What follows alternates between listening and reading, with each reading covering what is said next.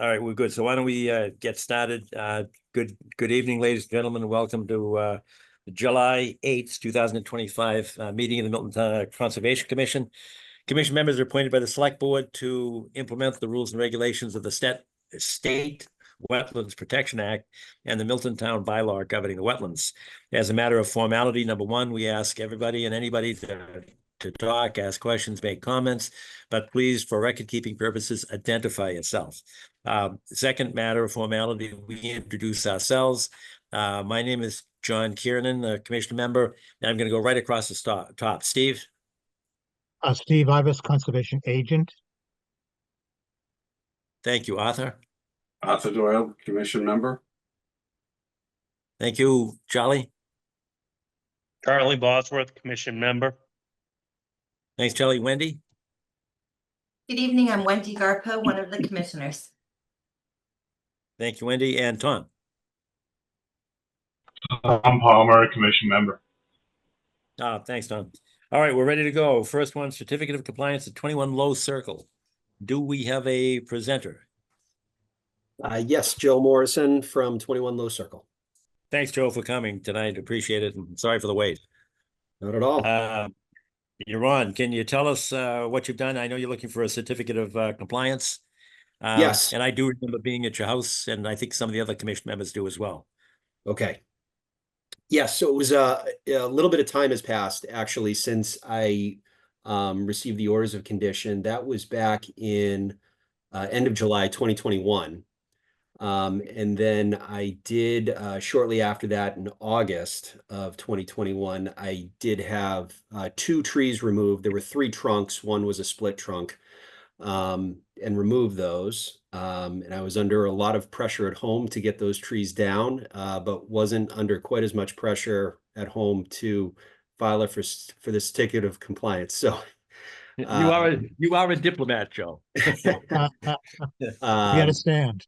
But I finally got around to it and provided the as-built plan showing the 3 trunks that were removed, and then submitted the certificate of compliance in March of earlier this year, but was unable to attend the June meeting. So here I am tonight. All right, thank you. And I did check with Philip. He's not here, but I think one of the orders of condition was that if you did not replant, then you would pay a dollar contribution in lieu of the tree plantings. Is that correct? That's correct, yes. And that payment was made before the order of conditions was recorded. So it was in the amount of $12,500, and that was issued in July of 2021. All right, and I checked with not that I doubted you, but I do have to check with Philip. Sure. He said, yes, indeed, you're correct. The check cleared and everything. So the payment was made, so we thank you for that. I know, Steve, there's no need to it because we approved the removal of the trees, but have you been out to the site, Steve?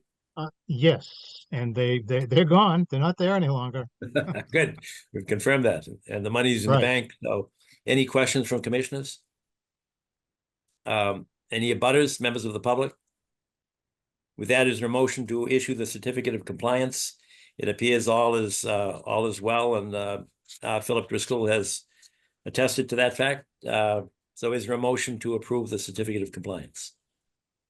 So moved, Mr. Chairman. All right, thank you, Mr. Doyle. Second? Second.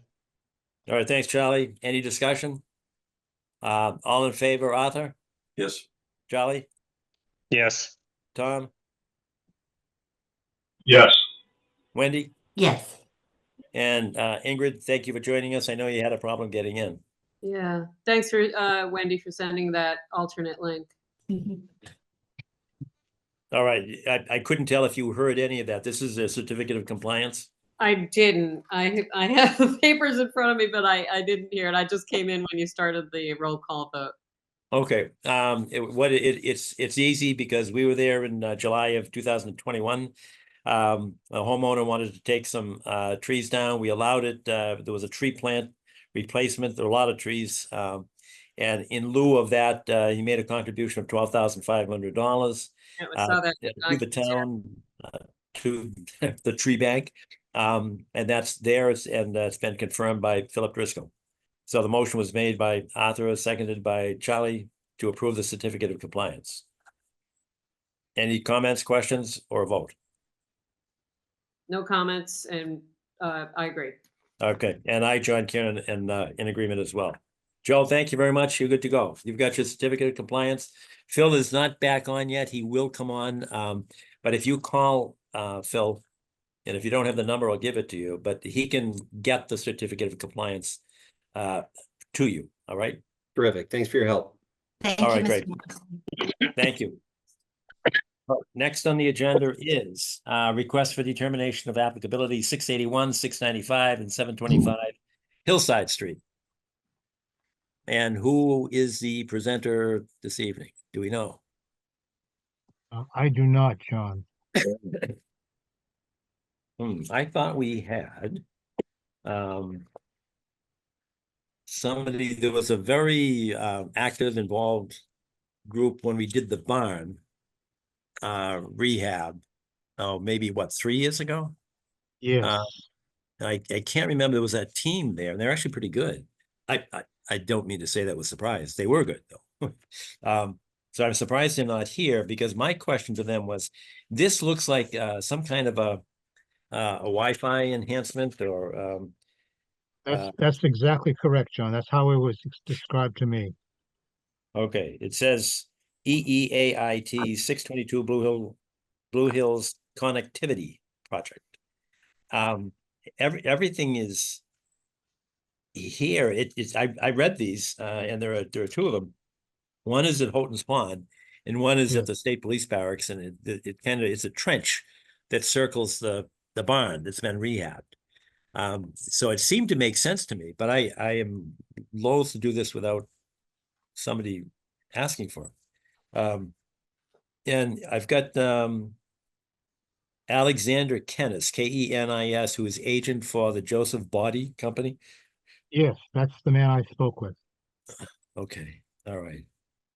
I don't know if everybody's had a chance to read the submittals. They looked to be in line with me. So I don't have any issues, but what I think it's appropriate that the applicant apply for the permit.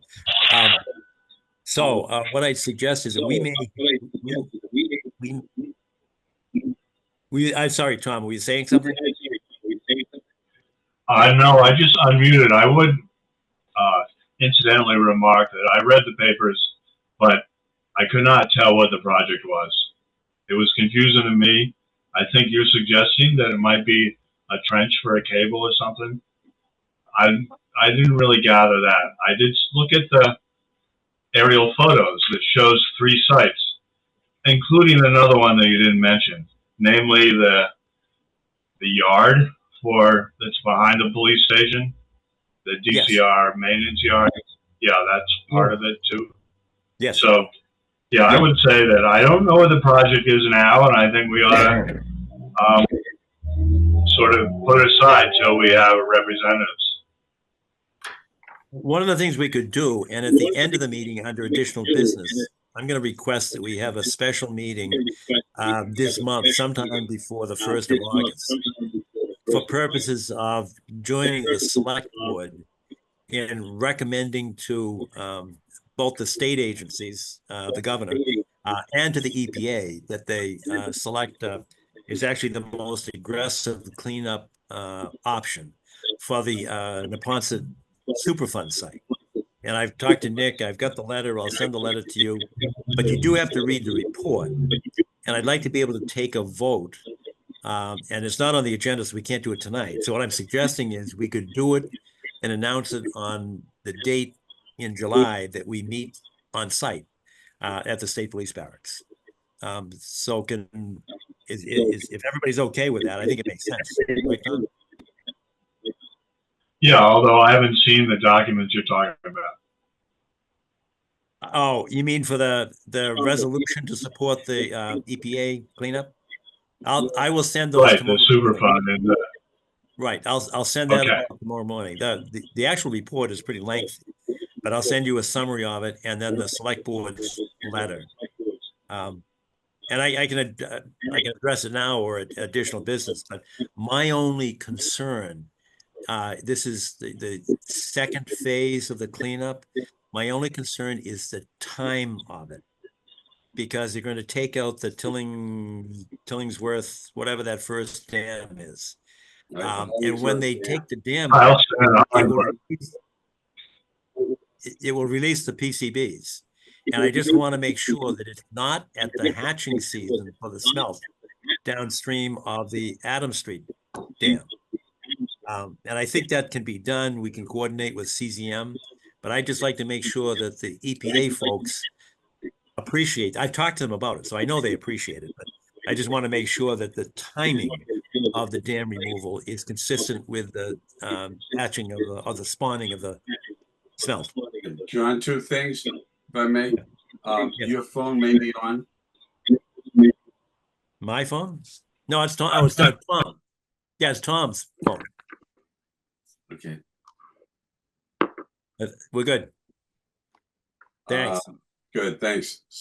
So what about calendars? Is there a time next Saturday? Let's start there. Can we do it next Saturday?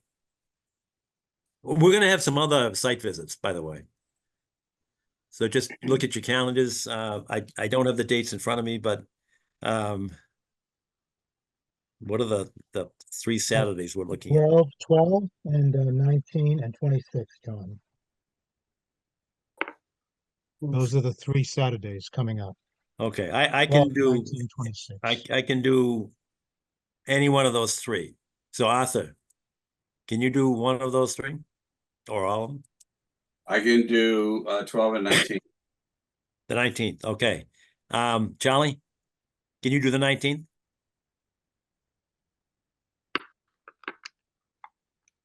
You're on Charlie mute. is, You're I think muted, he may be Charlie. talking, but he's on You're mute. still on mute, Charlie. No, now he turned off his video. Right. It's the next button, Now you're Charlie. hiding, Charlie. Hey, you're back. We still can't hear you. You're still on mute, Charlie. All right. So a thumbs up for the 19th or a thumbs down? Thumbs Thumbs up. up. He's good for the 19th. All right. Ingrid, are you can you make the 19th? I can do the 19th, I think. Perfect. Good. Thanks. Tom?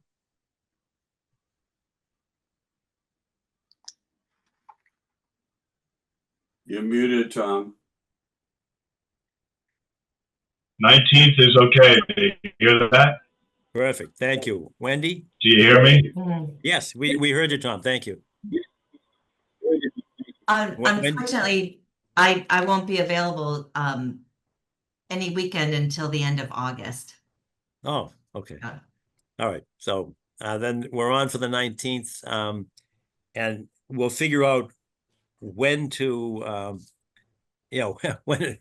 when and where to meet. We'll try to do 8:30 somewhere, but we haven't, this doesn't need a particular location. So we'll add that for Philip, if you could add to the agenda, the EPA resolution for the second phase cleanup. Okay. Resolution to support their efforts. And then we can just save that date, so it'll be July 19th. And when we get to the next point on the agenda, we can do that. So Philip, will you contact this Alexander Kennis?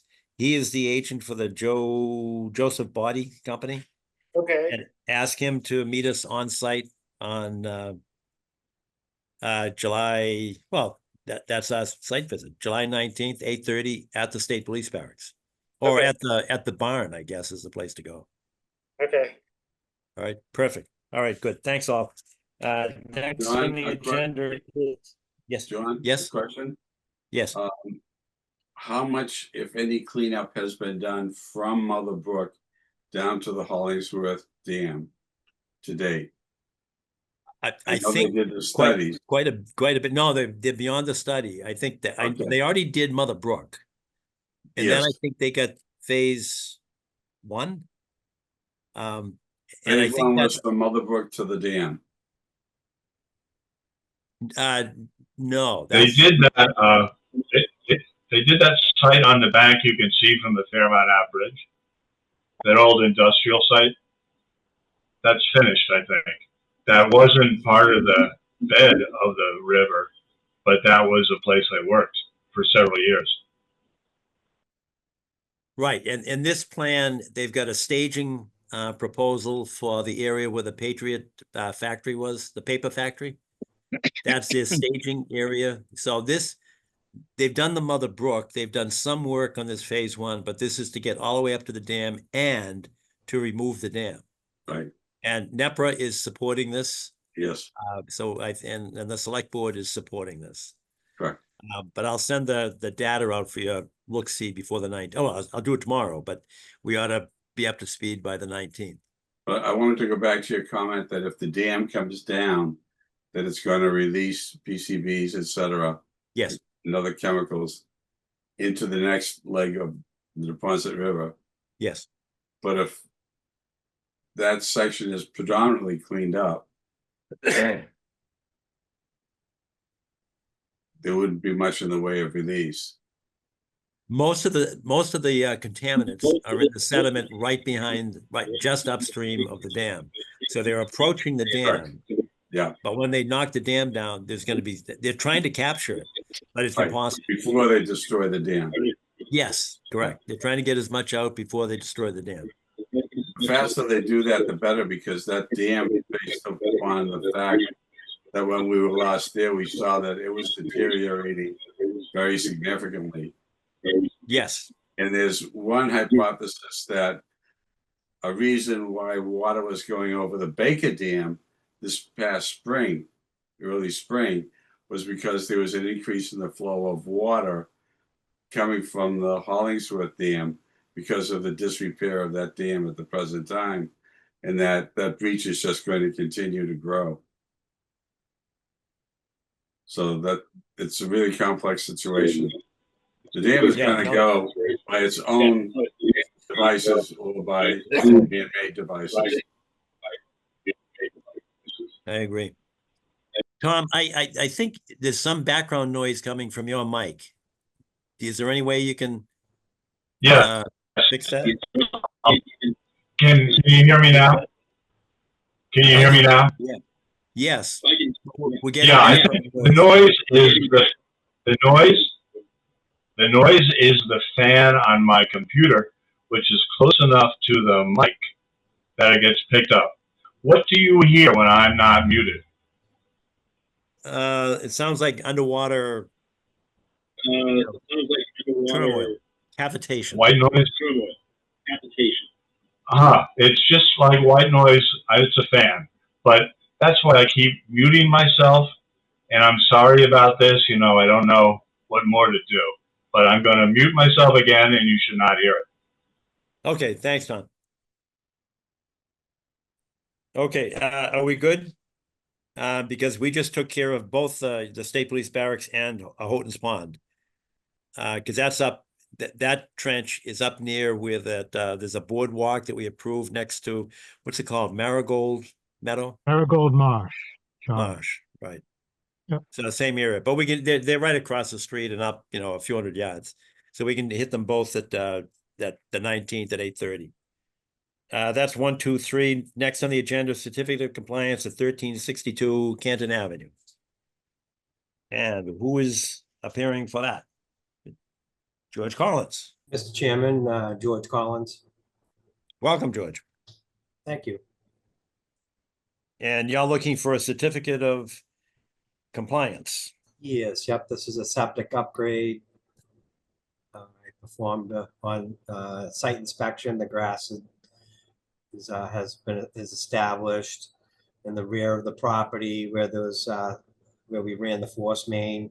There's kind of some unusual sloping. We placed wood chips, so the entire site is stabilized at this point. Perfect. Can you, I don't know if the other people remember it, but if you're facing the house, I guess the pump station is sort of to the back left and it circles around behind the house to the right-hand side of the house, if you're looking at the front door. And then it goes to the leaching field. But I think you were going to consider putting in a stub because we approved it. heading off towards that barn where there's an apartment. Was that done as well? Yes, yep, we put in the stub and the stub extends out of jurisdiction. That way, if they do decide to put in any plumbing in the barn, they don't have to come back to conservation. Right, that's, I thought that made sense. Good. Yes, Steve, yeah. have you been there to look at this? I have, and it's stabilized just fine. Thank you, George. Thank you. Good, all right. And George has submitted a letter of attestation that this is in substantial compliance with the order of conditions, correct? Yes. Yes. I'm reading, it's in my hand, so that was a rhetorical question. Are there any questions by commissioners? Abutters, members of the public? Hearing none, seeing no hands raised, is there a motion to issue the certificate of compliance?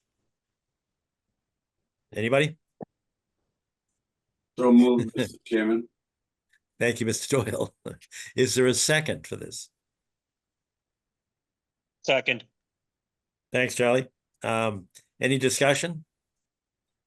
Okay, we'll go a roll call vote. Arthur, how do you vote? Yes. Tom? Yes. Thank you. Charlie? Yes. Ingrid? Yes. Thank you, Ingrid. Wendy? Yes. Perfect. And I join Karen and vote yes as well. So that's unanimous. Thank you, George. You have your certificate of compliance. Thank you.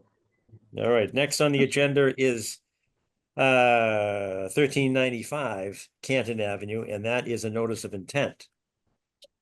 And brought to us by none other than Mr. Collins. Okay. Can you tell us about this project? Sure. If I could be allowed to share. Just gave it to you, George. Try it now. Okay. Here we go.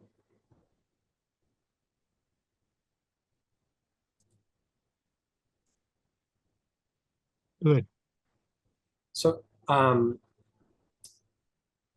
yeah, so for the record, my name's George Collins from Collins Civil Engineering Group. I'm representing Angus Walker, the owner of 1395 Canton Avenue, for a notice of intent associated with the upgrade of an existing septic system that's in failure.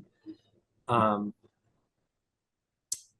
I do have, just to be forthcoming with everybody, this is it's one of those theory and application situations. I went out, we did the design, we staked everything out. I actually went out to the property earlier this week, and what is, we're a little close to like a 20-inch tree. So if I'm gonna zoom in here. Well, you know what? I apologize. I'm just gonna do my regular presentation first, and then I'm gonna just go over over what's been changed on this plan. So basically, this property is on the northwest side of Canton Ave. And this back here is the Ballaster Brook. The 100-foot inner riparian zone resource limit is this line here. The 200-foot outer riparian zone resource limit is here. There's also a bordering vegetated wetland line here. The orange is the 50-foot buffer zone, and the magenta is the 100-foot buffer zone. And just a little wetland trivia, basically any septic system that was installed on a lot that was developed prior to 1996 is exempt. A septic upgrade is an exempt activity from the Rivers Protection Act. So basically, if the lot was subdivided prior to 1996, then although we show the resource limits, it's an exempt activity. And then also it should be noted that this plan has been approved by the Board of Health. Also, the project has been issued DEP file number 46-655. So basically, it's kind of an oddball site. We have a drain line that runs through here and discharges into the brook. That captures stormwater runoff from the street. We also have a right of way here. I don't think it's kind of extinguished. But it is on the plan of land. And this is the lot line here. So basically, up in this area here, that was not an option as far as putting the septic system. We need to be 20 feet off the foundation. We need to be 10 feet off the lot line. So basically, we just lacked the geometry to fit a septic system in this area. This is the failed cesspool. So what we did is we dug test pits in this area, which is in an existing lawn area. And we were able to come up with a septic system that worked by gravity and put the leaching field in this area. This dashed line is the erosion control. We have an 8-inch diameter straw wattle proposed. And now I'm going to zoom in on this a little bit just to show you. So again, it's one of those things that worked great in theory on the computer, but when I went out, after we staked everything out, we realized there's a 20-inch tree right here that was right at the edge of the overdig. And then there's also a 7-inch tree here. So what I'm proposing, and obviously we're going to be conducting a site visit and I can modify the plan between now and then. What I've done is I've held this corner and I've rotated the system 10 feet clockwise. And what that does is it preserves that 20-inch tree. So this is just kind of one of those things. We staked everything out last week. I did a site visit and I realized, geez, if we rotated the system a little bit, we can avoid that tree. And then again, we do have like a 7-inch tree here. So again, so when we conduct the site visit, I can have the plans modified so we can stay away from that 20-inch tree. This 7-inch tree, there's really not a whole lot that we can do. Even if we shifted it as far as we could in this direction, I don't think we would get far enough away from that 7-inch tree to preserve it. But basically right here is the edge of lawn. It's kind of hard to see because there's a lot going on here, but basically the new septic system would go in here and it would be actually more in the existing lawn area and away from that 20-inch tree. So that's kind of the one little oddball thing that I'm throwing a little curveball at you this evening. But I just felt like this was a good location. Again, it's in the existing lawn area and we're going to have to take down one 7-inch tree. And that being said, is that something that you would want us to provide planting mitigations for that 7-inch tree? It's really, I don't know what type of a tree it is, but it's really, from what I can see, it's nothing special, but I am not an arborist.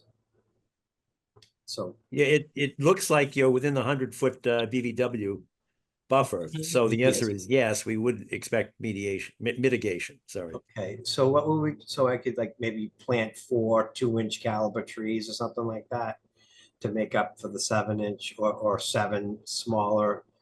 Would it have to be trees or could it be shrubs? Well, the standard is, and we tried to shift it to circumference at breast height, but everybody kind of diverts or defaults to diameter at breast height. And it doesn't make a difference mathematically. So it'd have to be, 3.5 or maybe 4, depends on how big the caliper is, but you could have, 2 3s and, a 1-inch tree to get to your 7, but there would have to be the equivalent of the diameter replanted. And the answer to your question about can you exchange that for shrubs, the answer is yes. And we do have a performance standard. There's actually 6, not 3.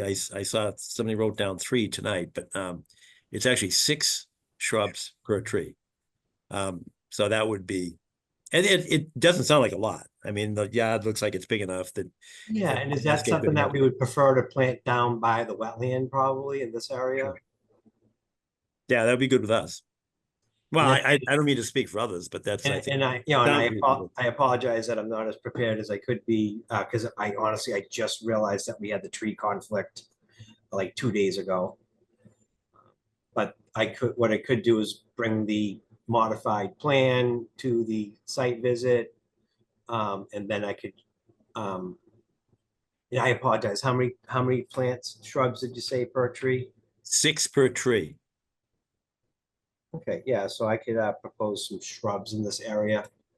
You know, again, I think if we put them, if we did some high bush blueberry bushes along here, I think it would probably function better than a tree almost out of the 100-foot anyways. So you know, that would provide a food and shelter source if the commission was okay with that. And I apologize for throwing this at you this evening.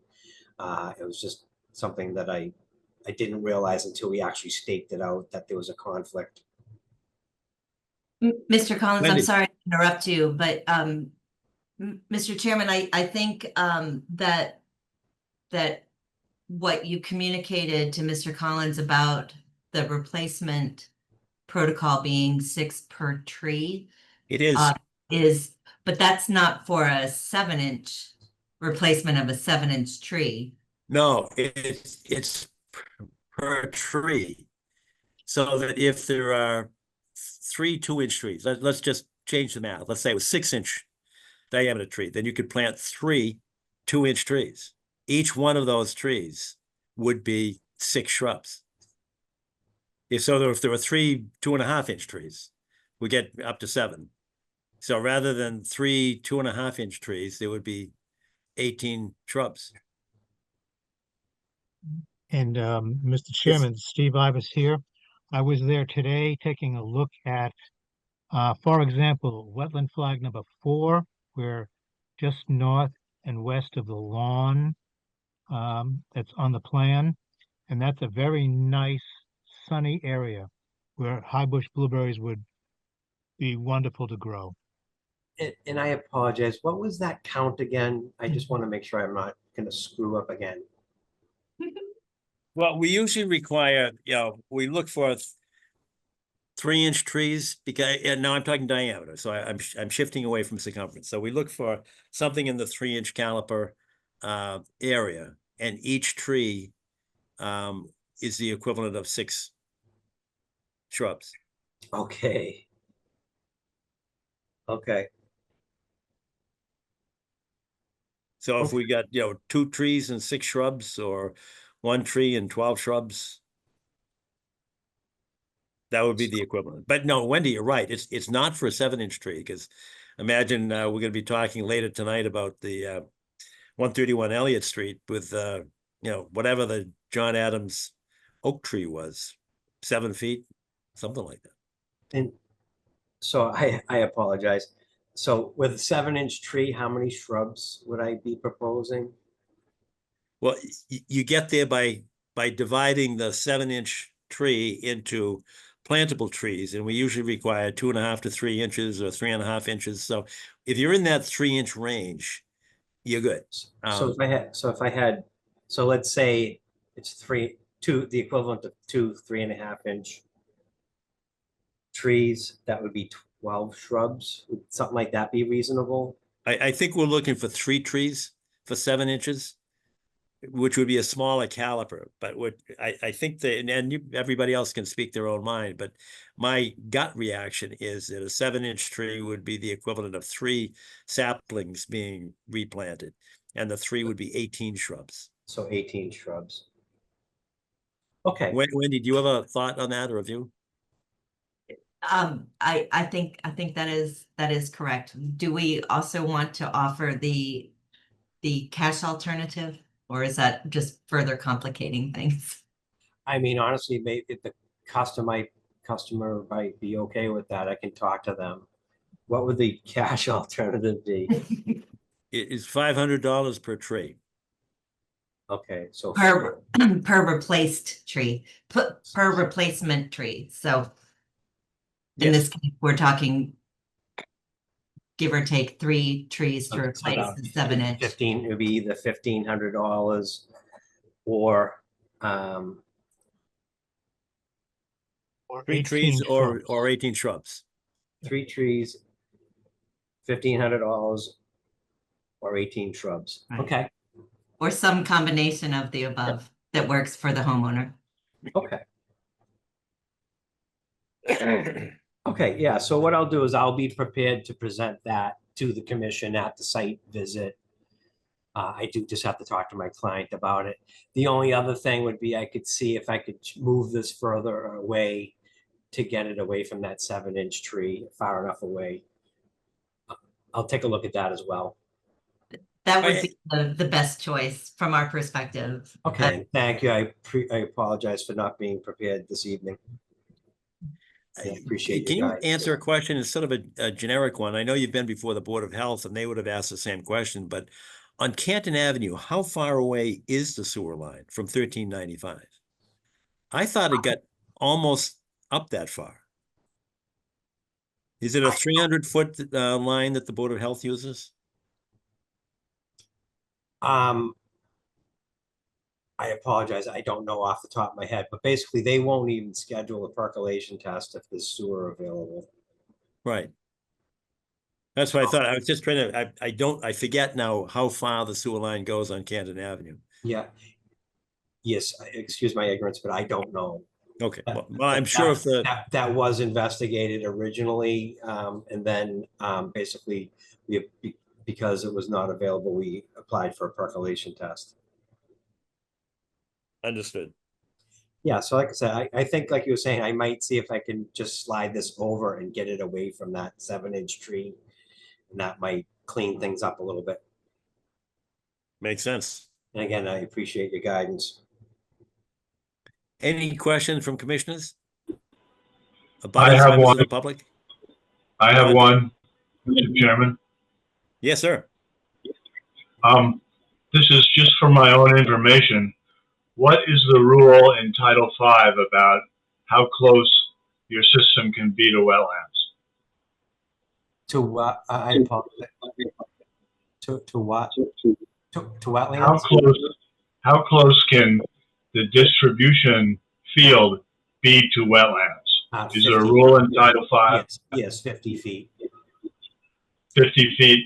Yeah, that was my question. Thank you.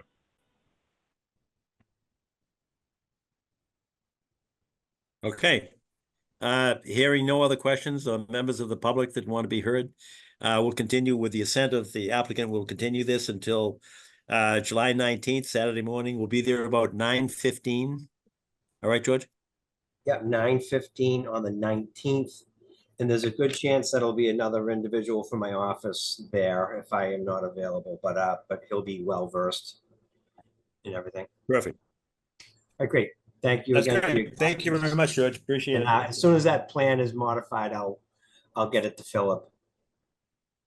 Perfect. Thanks, George. Thank you for your Thank time. All right, next on the agenda, number 6 is discussion vote of tree placement at 131 Elliott Street.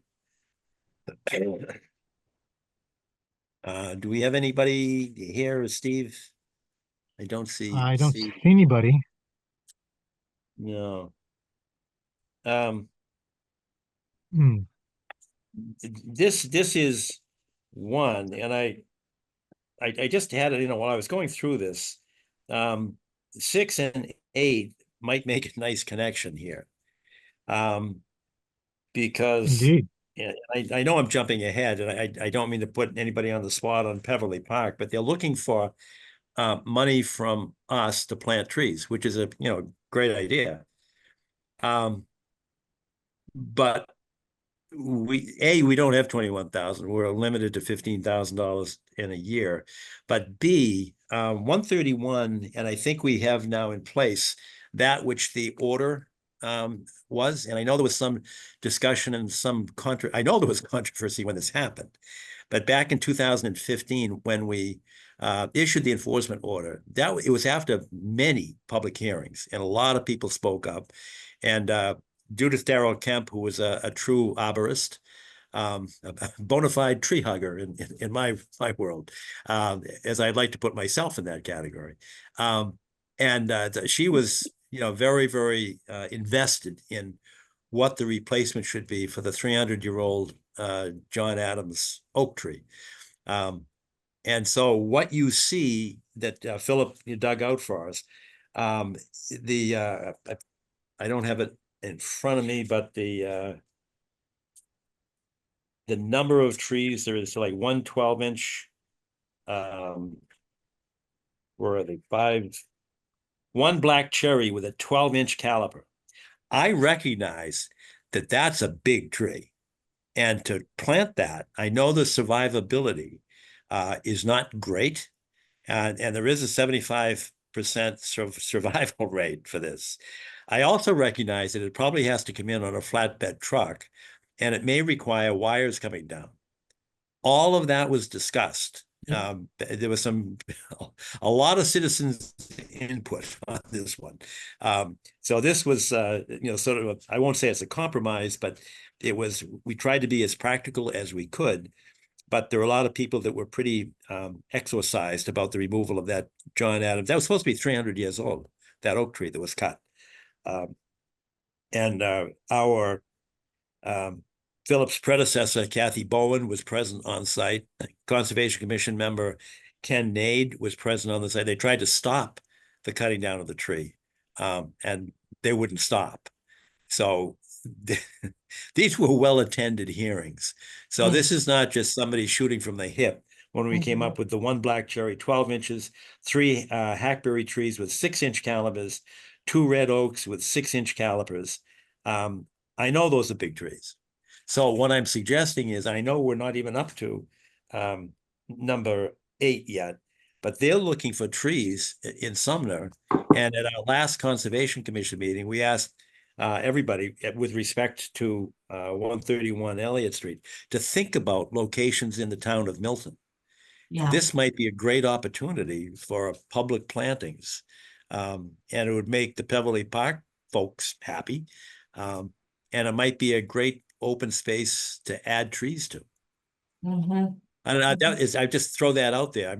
And I know I'm kind of jumping ahead of myself, and I don't mean to give short shrift to the Beverly Park folks, but this sounds like an opportunity. Does anybody have any thoughts? I don't think you are giving short shrift, John. It really doesn't matter to Beverly Park where the trees come from, as long as they realize the quantity of trees that they need. This would satisfy both the Elliott Street matter and Beverly Park. It's a nice. I would just say that, yeah, I've looked at the Beverly Park plan, and they have only small multi-trunk trees, namely shadbush and river birch. So I would say there would still be a lot of mitigation left over, even if an equivalent amount of trees was charged against 131 Elliott and applied to Beverly. That's all I'm saying. The Beverly proposal as it stands does not have anything in the way of big trees.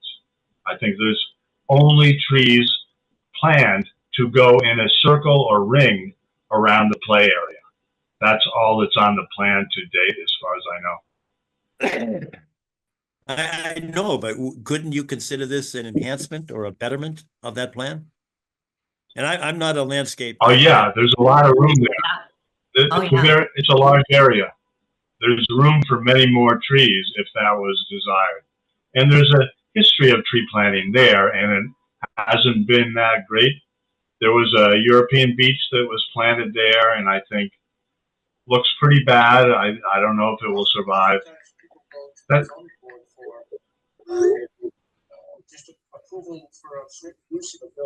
Wendy, what are your thoughts on this? Well, my thought is that even though Miss Anderson,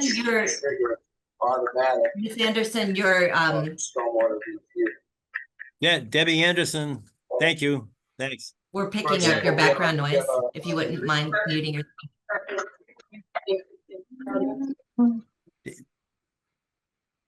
Go ahead, Wendy. So even though the current landscape plan, it certainly doesn't include a tree of that size?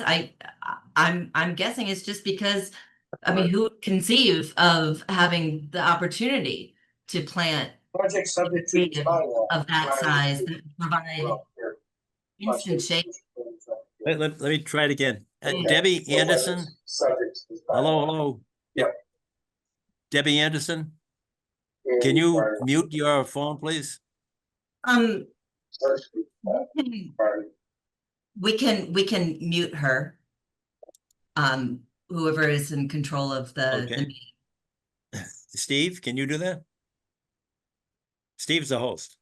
I just muted her. Great, thank you, Steve. Okay. Thank you for reminding me, Wendy. Yes. My point is that you know, the current landscape plan that they have was based on the affordability and ease, I'm sure, of plantings, but knowing that they say right in their applications that that shade is much needed at this site. I mean, it's pretty barren. It's a big field out there, and a tree of this size would provide shade right away Well, for Yeah. this playground, which would be great. John, what are the provisions for essentially taking care of the planting of such a large tree? There's a lot more work in coddling It is. involved. So, you know, the expense for getting a large tree like that, not only to be planted, but to support thriving of that tree is no small matter. How are we addressing that issue?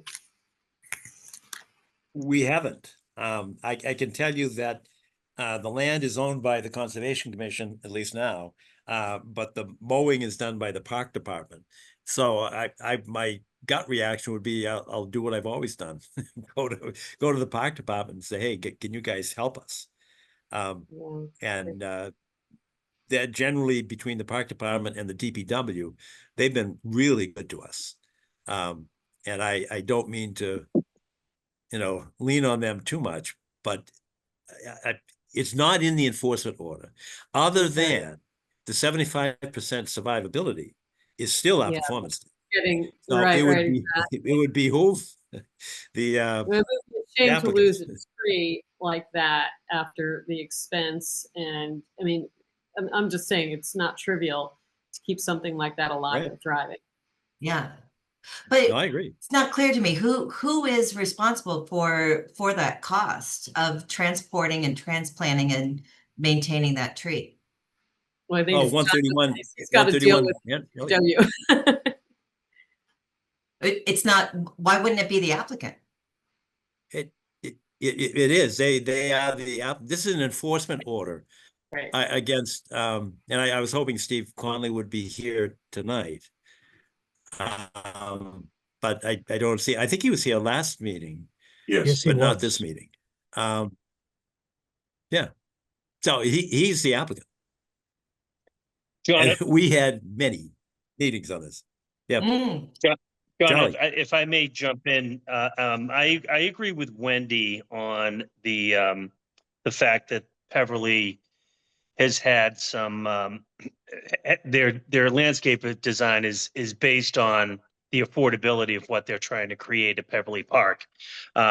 My company's been involved with helping the park get off the ground and construction wise, and I think that if we could get Mr. Conley to work with the Peverly Playground Group and their landscape consultant, we may be able to satisfy Mr. Conley's requirements and do something positive for that underutilized area that could become a significant focus of community relations in that area.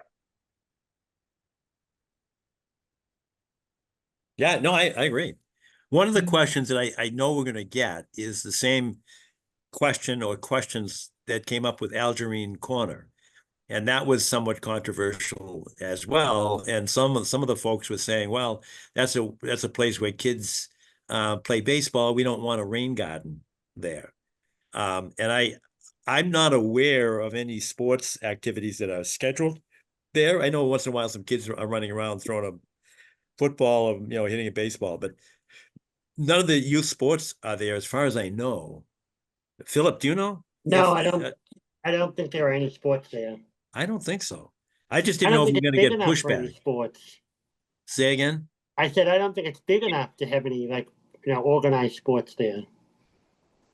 Yeah, probably not. But I just, know that this would be taking up some of that, running room. And I didn't know if there were folks that would be more interested in playing fields and trees.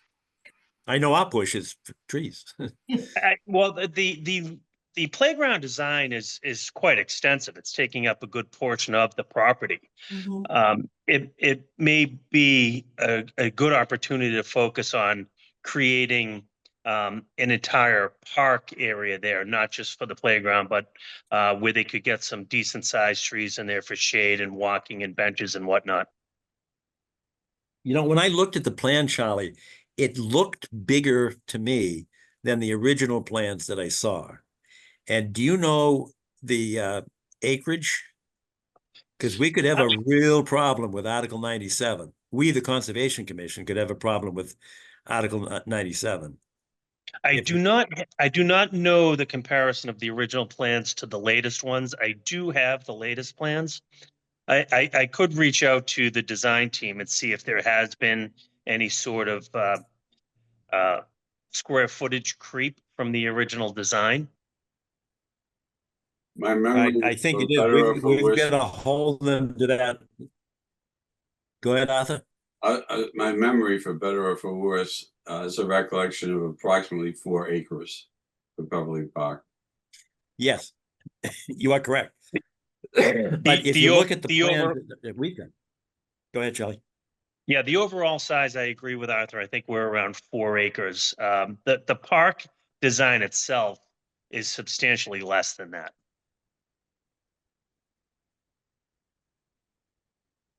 Got it. Making plenty Because of room if- for the trees that if- they're recommending. Yeah, no, they do have 4 acres. Yeah, your memory is correct, Arthur. But if they exceed and I know Bill Madden knows this because, we talked a lot about the problems with Article 97 because that's our land. And if we give our land to a different use, we have to replace that conservation land that's going from passive recreation to active recreation. We don't have any land to give. And it would be counterproductive for us to give. We don't have any land to give. So that's why they have to stay within the 4. But the park Arthur? department does. What's that? But the park department does. This is being converted into a park. So wouldn't you want some park department land transferred to the Conservation Commission? Well, yeah, you could do it that way, and then we could then reconvey it. But the problem is you're taking land out of conservation Correct. to replace parkland, or to replace other conservation. We'd be taking right. conservation land to replace conservation land, and we've got to take non-conservation land that becomes conservation. It's So- really complicated, and town council was involved. We went round and round on this back So- with the school swap. Theoretically speaking, what if we asked the park department to give us 4 acres of the land that they own up behind Lyman Road? We convert that into conservation ownership. And then we convert Beverly Park 4 acres into park department. So you have that type of a trade-off. No, it only is triggered if it exceeds the 4 acres, Arthur. I think they're fine. The original plan, I know So they if they're within 4 acres, then we're okay with the chapter. absolutely, yes. That's perfect We're then. fine. It's perfect, Good. right? And I know Bill Madden was aware of that, so I'm hoping that it stays within that 4 acre We outline we footprint. tell them all that they're going to get is 4 acres. Right. It's our land that we are giving. So it's set 4 acres, that's it. Yeah, I think this is workable, but is there, and I know we're really talking about two different things at the same time here, but it would take some financial pressure off of us for that. Number one, we don't have the 21,000, we only have 15. But it would take pressure off of this because the trees in the enforcement order for 131 Elliott is worth a whole lot more than 21,000. It's a ton more than that. So I think this answers, this could be manna from heaven for the Beverly Park folks. Right. See it the same way. Charlie does too. That's Yeah. earlier comments. Are there other places in town though? Because we are talking about 131 Elliott. Are there other places? Because we've got a number of big trees here. Anybody have any ideas as to where else it could go? And Wendy, we just lose Wendy. We lost her. Because I know she's close to the people at Glover School, and I don't know whether or not they have anything in mind. Because I know they're going to be looking for trees at some point. We lost her. All right. Well, is there sort of a consensus at this point? We don't have to, vote on this yet, but is there a consensus that we should sit down and talk to? Maybe Charlie, you're involved already. Talk to Bill Madden, talk to Steve Conley, and I think it's a great idea to do this. But let's see if we can put some flesh on the bones here, put some details, onto the plan to see if that would work. I think that's a great idea. I think we need to get them together and may be able to solve a couple of problems here. Yeah. All right. Ingrid, do you have any thoughts or comments? No, I think it's a great idea. Okay. Charlie had. And there's synergy there. All right. I'm stalling because I really would like Wendy's view on this. I don't know if she lost her internet or what. Don't know. Well, for starters, Charlie, can you reach out to Bill Madden? Yes, I can. I'll reach out to Steve and Bill and try and facilitate that meeting. Perfect. All right, that's good. Good news. All right, and we're not voting on anything, so we can revisit it if Wendy has some additional thoughts on this one. All right, so that's tree replacement 131. 7 is order conditions at 1034 Blue Hill Avenue. Did anybody come on this one? Let's see, what do we have here? Oh, is that Miss Grealish? John? Yes. Ian Grealish. Yes, we got got a plan. Yeah, no, a I revised plan. remember being there. Yes. Right, And Revised- I looked at it. Steve, Say again. I was just looking for your input because I looked at it and it appears that it does exactly what we asked her to do. Yes, I would agree That there's a entirely. French drain running along the side there. That's correct. Yep. And I believe there's a dry well as well that they added to the Yes. plan. Right Yep. there to the left of the driveway. Mm-hmm. It's odd. Philip, you know Ann, don't you? I do. I sent her the link today. All right. Well, maybe what we could do is put this on the agenda. Because we really need the applicant to say, these are the plans and this is what I want to do. And it looks good to me. But maybe we could put it on the agenda. It won't take long for the 19th of July to have a vote Okay. on it. Sure.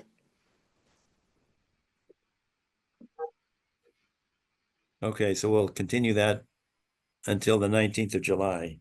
You want them there though, right, John? So we'd have to make Yes. sure that they're available, yes. not on vacation.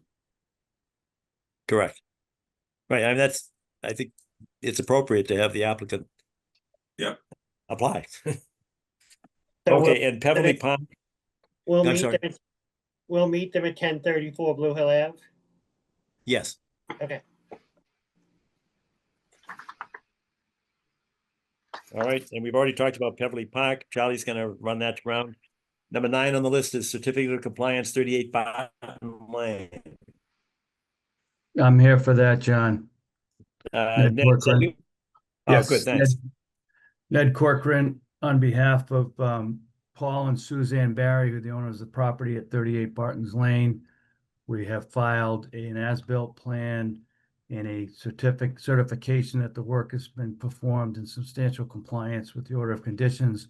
Those were filed by Dennis O'Brien, who's the surveyor on the project. This was a simple, the house was completely rebuilt, and the backyard was, some patios were added to the rear. There was some minor work, removal of some old boardwalk and a bench that was sort of buried in the wetland in the rear of the property. That's been removed, and all the work is complete. And as I indicated, Dennis O'Brien has filed a certification that the work was done substantially in accordance with the order of conditions. And based on that, I'd request that the commission vote to issue a certificate of compliance. All right, good. I have a clear memory of being there a couple of times, actually. Wasn't that long ago. Looks like March 5 of 2024.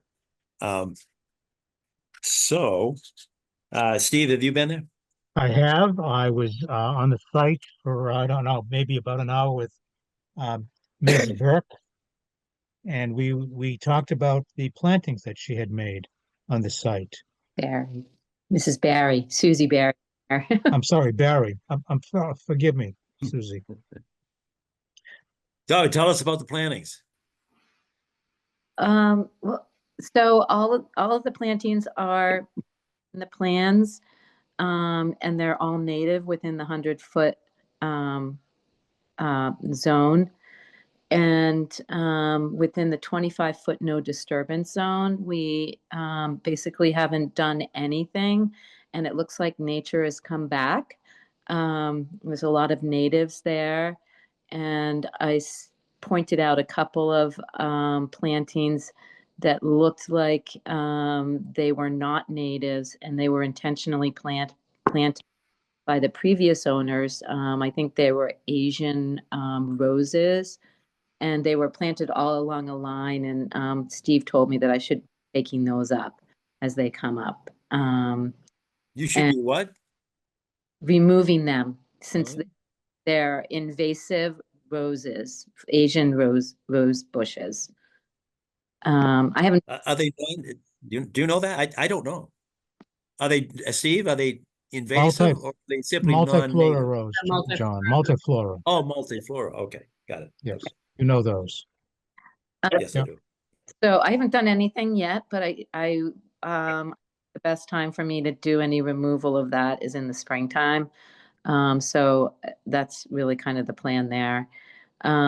Everything that we've planted has been curated with the help of Maggie Oldfield, and her bringing in natives with me only, to make sure that we comply. And that's really kind of what we've done so far this year.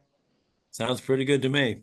And, Any and may questions I from- add Yeah. that the area has wonderful species diversity, right? As you go from the lawn to the wetland, it's incredible species diversity. So it's come back really well. Oh, good news. Yep. Questions from commissioners? Hearing none, other abutters or members of the public that have a question or comment? Debbie Anderson's hand is up. Is that, I don't know, Debbie, if you can hear me, do you have a question or a comment? I don't think so. I don't have I don't see my hand up. No, okay. Maybe that's that's my that's my artifact there that I had. I'm sorry, Debbie. Okay, is there a motion to approve the certificate of compliance? Again, so moved. Thank you, Mr. Doyle. Is there a second for that motion to issue the certificate of compliance? Second. I'll second that. Thank you very much. Any discussion? Hearing none and seeing none, I'll go in order. Arthur, Yes. how do you vote? Yes. Ingrid? Wendy? Yes. Tom? Yes. Thanks, Tom. Charlie? Yes. And I'm John Kiernan is a yes as well. So unanimous vote. Thank you very much, Susie. And enjoy your beautiful home. Thank you. Okay, thanks. Thank you. Next on the agenda is order conditions 20 Brookside Park.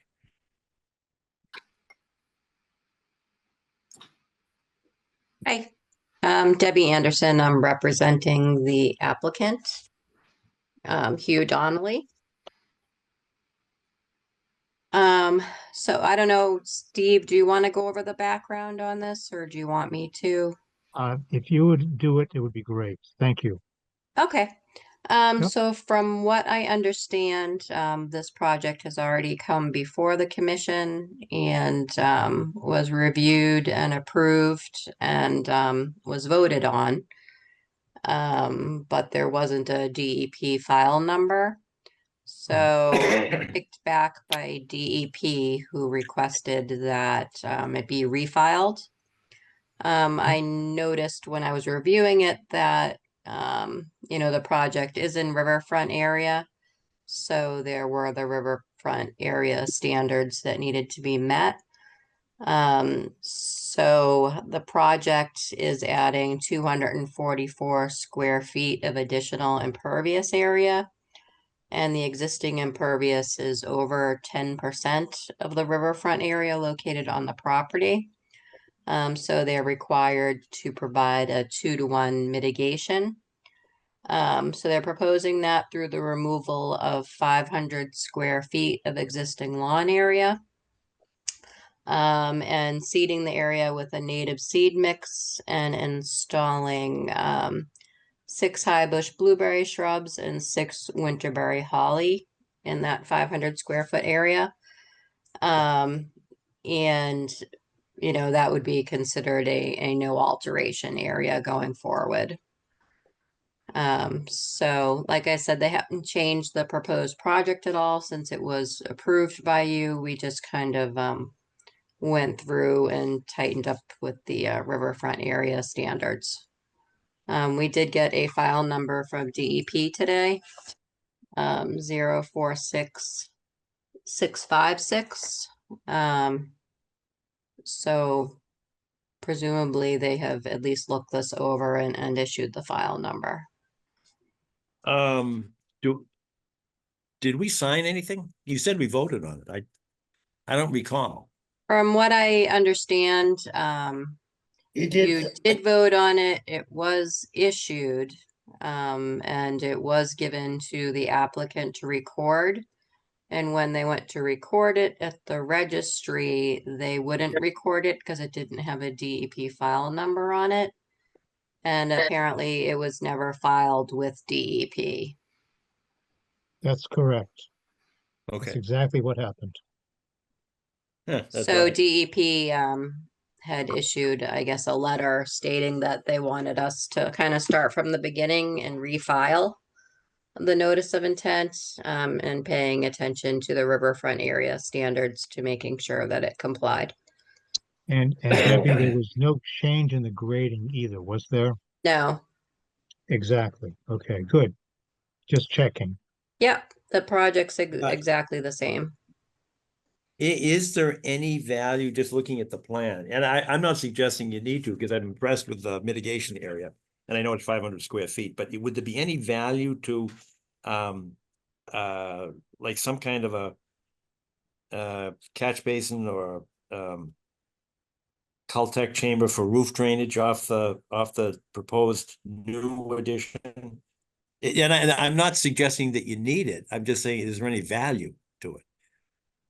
I think the addition is relatively small.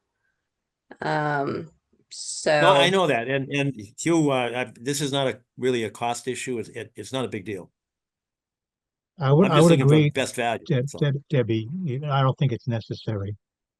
Because the soils are probably pretty well permeable down gradient of the roof as well. Right. If they were impervious, not a whole another story. If it was all, tar or asphalt, big difference. Okay. Can someone put up the plan so we can refer to it? Let's see. Steve, think you have- or Debbie, can you do that? You have the okay to do that, Debbie. I will do think. my best. We know I'm technology challenged, but I will try. Okay. Let's see. Making you a oh, there we go. Do you see it?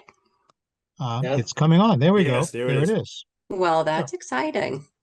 It's my Yes. day. Indeed. I have a couple of questions here. Okay. Can I ask a question?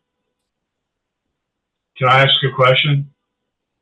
Are you asking me? Of course you can. Of Well, I course. don't know if somebody has to say yes. I don't know if you can Yes. hear me. All right. Yes, no, we can hear you. Yes. Regarding the square footage, you quoted how much new impervious there was, right? What was that number? 244 square feet. And I see a proposed in the red box, 1-story addition. It says 262 square feet. Is That's that because the they're removing existing overhang there. So that's being subtracted from the additional. All right. And there's stuff that's being removed as well. There's a deck at the rear that's coming out, right? It says demo existing deck. Is that, Mhm. do you see that? Yeah. And there's also a proposed deck of 468 square feet, right? Which is not impervious. That's pervious. I gotcha. That was another of my questions. It's not added to the impervious because the water will run through it somehow. Correct. How does it run through?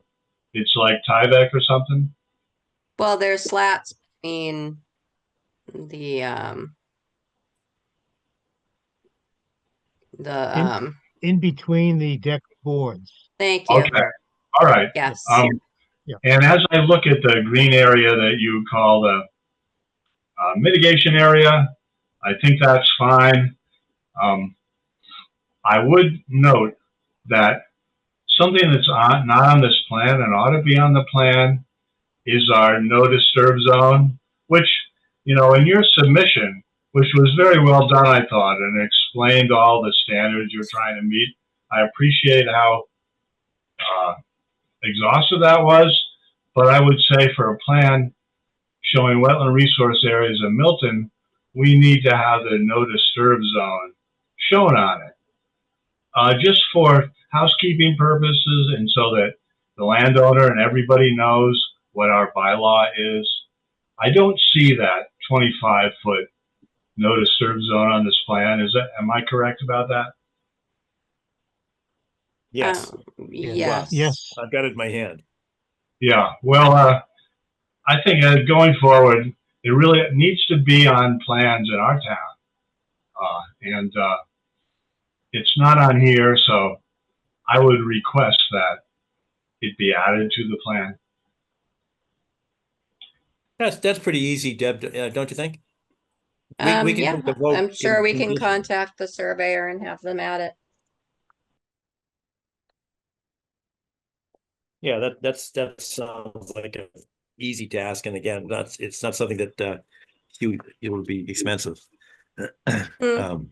Okay, I think we know that we would like in the future that mitigation area would not turn into lawn again. And I think if this was on the plan, it would help the homeowner to know that this is what should be left alone. But overall, I think it's an excellent plan, and I'm ready to support it. Thank you. So you're talking about the mitigation area or the 25-foot when you said the homeowner should know about it? It's 25 foot. Oh, got it. Okay. Yeah. Thanks. All right, any other questions from commissioners?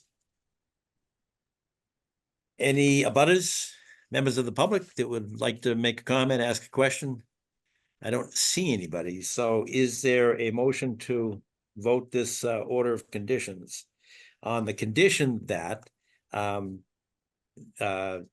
we receive a plan with 25-foot non-disturbance zone on the plan? And Tom's right, Debbie. I mean, that's it's going to get stamped, approved. So we'd like to have it there for our formal record that it was on the plan. But I think that's easy. And then the other, so the homeowner knows this, and it's up to you to tell the contractor that you can't park or refuel. They can't park or refuel their equipment, motorized power equipment within our jurisdiction. So they've got to stage it somewhere away from our jurisdiction. Okay, that's standard for us for the last million years or millennia or something. Yeah. Okay. Any other conditions that anybody could think of? Hearing none, is there a motion then to approve the order of conditions with those special conditions? I'll move. All right, thanks, Ingrid. Is there a second to that? Second. Thanks, Charlie. Any discussion? So if I can call a roll call, Debbie or Steve, can you take that screen share off so I can Oh, I'm see sorry. voting?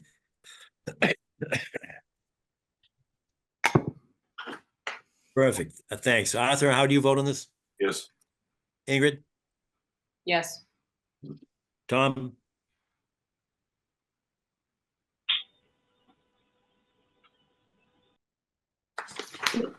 Tom, you're I on mute. missed it. We've got a recording. Can you try it again? I vote yes. Hey, Tom thank you. votes All yes. right, got it. Thank you. Thanks, Tom. Wendy? Wendy votes yes. Charlie, how does Charlie vote? You're on mute too. Yes. All right, Debbie, we're all technically challenged here. Yeah. And I John, couldn't vote yes as well. So you've got your order conditions and you've got a DEP number, so all is well. Thank you, everybody, for your patience. How many hard copies do you want of the revised plan? Philip, it's up to you. Well, they're not coming back. We could probably use like 3, Debbie. Okay, 3? Okay. And Perfect. All right, one good. digital copy, Debbie, please. Will do. Thank you. Perfect. All right, thanks all. Thank you. Night. Thanks. All right, next on the agenda is certificate of compliance 531 Elliott Street. Okay. Now, do we have, is it Lucian McPherson You should be here. and Tia McPherson? Mhm. Tom, do you know their whereabouts? Here. Yes. Oh, there you are. Tom. Mr. McPherson, I can't see you, but tell us, this is a request for a certificate of compliance. So we need an attestation of compliance and tell us what's happened, what's going on. Well, Tia attempted to drop that off, but we had finalized things with Mr. Ivis some time ago and just trying to close out this process. All the items that were requested were met and completed some time ago. I don't have an exact date, but we'd worked hand in hand and enough times, enough visits with Mr. Ivis and Mr. Palmer at the time to complete it, and we're just trying to close things out. So is there, and this may be awkward for Tom, because I think you were the representative at the time, but do you have an attestation of substantial compliance? And I know that sounds like I'm a form of a substance guy, but that is the regulation. Is there anybody that can say that you've done that? Can I share my screen? Sure. Because I have an as-built plan. Let me know if you can see it. You should probably announce that you've got to recuse yourself from this vote, I think, Yes. Tom. But Yeah, because I agree that makes sense that I wouldn't vote because I did represent Lucian through this. And so now I shouldn't vote on it, but I'll be glad to provide information. Now I'm looking at the plan, but I'm not sure anyone else is looking at it. I'm trying to share the plan. Can anybody see it? We have hard copies, Tom? we can't see it. Yeah, I'm still working on it. Let me try again. There we go. It will come up now. All right.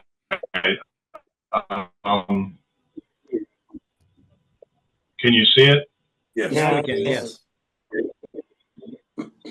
All right. This is the as-built planting plan that I made toward the end of the process. And if you see the trees that look like stars, that was 10 trees that were planted. And on this date, I recorded them, and you can see what kind they are. And one of the issues was that they were not native. Of the 10 planted trees, only one, the 2-inch dogwood, is native. The other ones are 2 pears, 2 crab apples, several Kwanzaa cherries. So, this was an item in dispute because the requirement had been that the new plantings would be native, the 6 native trees would be planted, and instead 9 non-native and 1 native tree was planted. So I'm not saying that I'm attesting here to the order of conditions because I don't think I ever saw the order of conditions. I was away from the application for a number of months, including the time when the order of conditions was issued. Then I was called back to deal with the difference of opinion and whether the plantings were correct. And that's when I made this as-built plan. So it's not the same thing as me saying I was there yesterday and I saw X, Y, Z. But I think in terms of the planting of woody vegetation, there was compliance in quantity. In fact, more trees were planted than were required. But what was missed was the native requirement. And frankly, I wouldn't recommend digging up these trees and replanting them with natives because I think both the native and the trees that were selected do the jobs that trees do. And in terms of surrounding a lawn, I think natives have good points, but so do these particular trees. So that's just my ballpark look at it. And that's maybe as much information as you need right now to go forward. Tom, a quick question. Yeah. The trees have survived? I don't know the answer. Maybe Lou knows if they have survived. I don't. Yes, they survived, but if I may add that after that, I had met with Mr. Ivis again, several visits, and a number of shrubs were planted as well, and I got some further education, and I don't know if I was to have it, then I would have had the list for tonight. But Mr. Ivis, if you could share or elaborate on the several meetings and the final conditions that like several shrubs were planted native after the trees were planted as well, in addition to Yes, that? there were. I'm very sorry, Lucian. I don't have my notes with me tonight on that. But there were shrubs planted afterwards. That is correct. I think you I can do not- see on the plan, if you're still looking at it, the crosshatch area along the top of the open area. And the Yes. arrow says new shrub border of hydrangea and pachysandra. Mhm. I did see that and put it on the plan. So it was there in October 2019. Yep.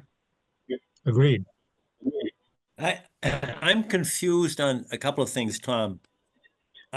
Because I'm looking at the plan in my hand here, and I'm not sure it's the same as what I'm looking at on the screen. The reason is that I'm looking at Yes, go ahead. 10-inch, 20-inch, 16-inch, 25-inch DBH red oak. These are big trees. Big Are you trees. suggesting that these were planted? No, as I said before, look at the trees that look like stars. Do you see those on the plan? And there's also trees that are simply circles. Yes. The circles are pre-existing trees. The stars are the planted trees. Got it. All right, I think the problem is that what we received in our packet is not what's on the screen. At least That's right. Yeah, what we I'm got, reading. Right. we got, at least I got an existing conditions plan, which does not show this. That was done at the beginning of the process. So it's not really the one we should be looking at now. Where did I get this one I'm showing you? It was in my file. But I did submit it. Well, we sure need a as-built planting plan for our file. And Yeah. I know you shared some concerns that you had regarding the difference between your notes and the Conservation Commission minutes, or whatever they were, notes. Yeah, those were about what the final terms of enforcement order would be. And those I recorded at a site visit that was held after I had submitted this plan. I think it was later in October 2019. And so you saw the emails that Steve distributed today, illuminating that question, whether or not, in addition to plantings, there should be money fines and what they should be. So I was around for that, representing the client. And now I'm no longer representing Lucian, and I'm not voting on this. I'd say it's for you to decide whether the plantings that were done are a good faith effort to comply, or whether because they are introduced instead of native, this was another instance of a failure of the proponent to follow the instructions. That's sort of your question to answer, right? Yes, it is. And I'm also concerned because I think the Conservation Commission notes indicate there was a $3,000 fine. And that has not been complied with, correct? We've tried to comply and ask, and she's went down to DPW to get an invoice or find out how to do it or how to pay it. It isn't an issue of paying it, we're trying to pay it. Where we left off was we had met with Mr. Ives. I had met with Mr. Ives on several occasions to comply, to plant the necessary shrubs. As my understanding, I don't have it in front of me, but it was trees or shrubs. It was a combination of everything and a combination and an option, but there was no clear, precise written. It was email chain that we didn't have privy to. So from our understanding, it's not a problem. We're gonna pay the $3,000 fine. How do I pay it? But moreover, the plantings and the number of plantings should be sufficient or was suffice or was followed eventually after several meetings with Mr. Ibis. Yeah, and I would note that the crab apples are natives, John. Well, There's a whole bunch that's of fine, crab but apples. if the enforcement order said a $3,000 fine, the or to which Mr. McPherson referenced was trees or shrubs, not plantings or a fine. So how could there be a certificate of compliance if the fine hasn't been paid? I'm at a loss. Well, maybe we can take a look at the plantings, and I understand they're not native, but maybe we could add this to our site walk on the 19th. And in the meantime, it's just a check to the town of Milton. I don't think there's any magic to it. Well, she had went down several times and there wasn't any clear instruction on that. That's not a problem. If that's the case, then sure. Can drop it off tomorrow. Why don't we do this? We'll put it on the agenda for the 19th. Take a look at the plantings. It doesn't sound like there's compliance with the order, but it might be the functional equivalent. But if we could set eyes upon it, and if you paid the fine by that time, we'll be in a position to vote on the 19th. Of Does that July? make sense? Of July Yes. of this month? Yes. I'm trying not to delay you. My wife had went down several times to DPW to try to pay, and this is what was directed to me to attend. And so I guess there lies the communication, but it's not a problem. We'll drop it off tomorrow. Can I ask That's correct. can I ask who she spoke to at the DPW? I don't remember this conversation at all. I don't know because I work out of state and I'm out of state now, so I don't know, but without like hanging up on the Zoom but she's been down to Randolph Ave several times And we're trying to. I've met her and she's dropped stuff off. We've never discussed the $3,000 fine. Since I've been there, and I've been there for it'll be 2 years in another week. Well, not a problem. I'll have her drop it off tomorrow. Thank you. No, that's good. And we could probably be at your house on Saturday, the 19th at about, Philip, help me out. What are we up to, 10:30? We're at 9:15, so probably 9:30, quarter to 10. We're at 1395. 9:30 to quarter to 10? Yeah.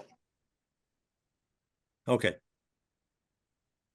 Is that good, Lucian? Will you be there? Sure. Yeah, I fly in back on the 18th, so I'll be there.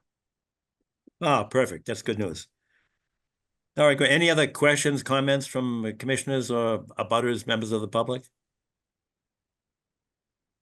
All right, so we'll see you on the 19th. And hopefully All you'll right. see Philip before then. Okay. Thank you. Thank you. All right. All right.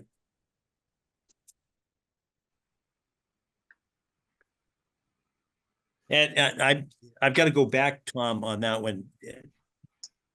Can you submit that as-built plan? Yes, I can share it with the commission, and I agree with you that it needs to be part of the record before we can issue the certificate. Good. All right, thanks. All right, so next on the agenda is Certificate of Compliance 24 Wentworth Farm Road. Ned, is that you? That's me, yes. John Ned Corcoran for the record on behalf of Jordy Strom and Bess Cutter. I'm joined by Jim Burke, who has submitted an as-built plan and a certification that the work has been completed in substantial compliance with the order of conditions, and turn it to Jim, any specific issues concerning his plan. Do you want me to add anything, Ned? No, I think other than that, answer questions that may come from, I know there was an email question about whether some shrubs may have been removed and along the boundary line. We did raise that with Jordy and with his contractor. They both say that nothing's been removed. I would tend to agree with them simply because the amount of process that this property has been involved in, I know that they were definitely afraid to do anything without approval of the commission. So we think that nothing's been removed. My sense is the commission probably want a site walk to check to make sure that everything's been done accordingly. And so we would welcome that. And if at the end of the day, the commission decides that some extra shrubs should be planted, then we can go ahead and take care of that. All right, Steve, do you recommend that? It would be good to take a look at it. Yes, I think that the commission should take a look at the site. The other reason is to look at how the rocks have been chinked in and placed in among the boulders. So I think the commission should see that for themselves. Okay. Just a suggestion. Hey, that's good with me. Anybody else has some? No, that's fine with me. But anybody else? And Jim, I do appreciate the photographs. That was very helpful to have those in the file. You did a good job. So, Yep. What do you say? Add this on to the site walk on the 19th? Speak up, Wendy. You got. I'm very sad. I'm going to be missing the sidewalk. Oh, that's right. I'm sorry. Yeah. I wasn't giving you a hard time. Well, you know, I love this site, so All right. I'm really sad to miss it. All right, so hearing no objection, then just Philip will add this one. I don't think these are going to be lengthy site walks, so I think we can get it in and out pretty quickly. Yes. So should we say 10, 15? Yes, I mean that's good with me. Is that all right, Jim? I don't know who's going to be there. Yeah, I have a conflict that Saturday. I can maybe get Jim DeSalle to show up.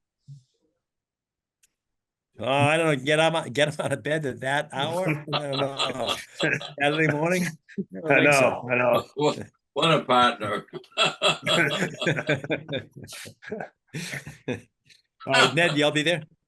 I may. I'm not sure that I'll be able to be there, but I will try. Okay. Well, we just want to make sure it's good with the homeowner. We don't want to show up unless they I know. think the homeowner will be fine. The homeowner had some tough medical news today, so Oh, I'm sorry. or yesterday, and so he's dealing with that. Got it. Yeah. All right. I can- Well, I if can there's a definitely- problem with us showing up, just give me a heads up. What's that? I definitely can Jim, have go ahead. somebody there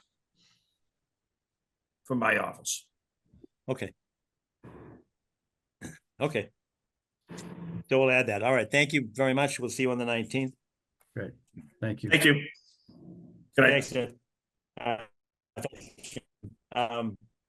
Approve the next, approve the minutes from June 10th, 2025. I just had one question. And Steve,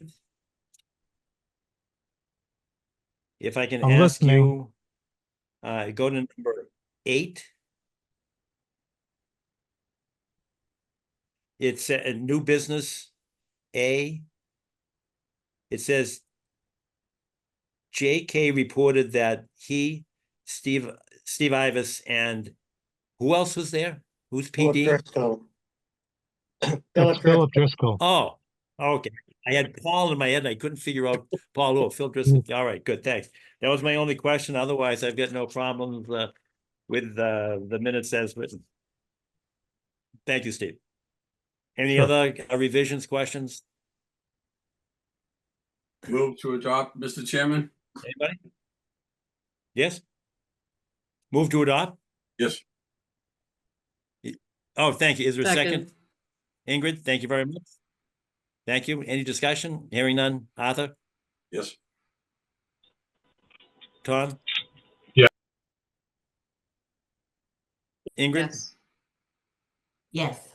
Wendy? Charlie? Charlie, you're on mute.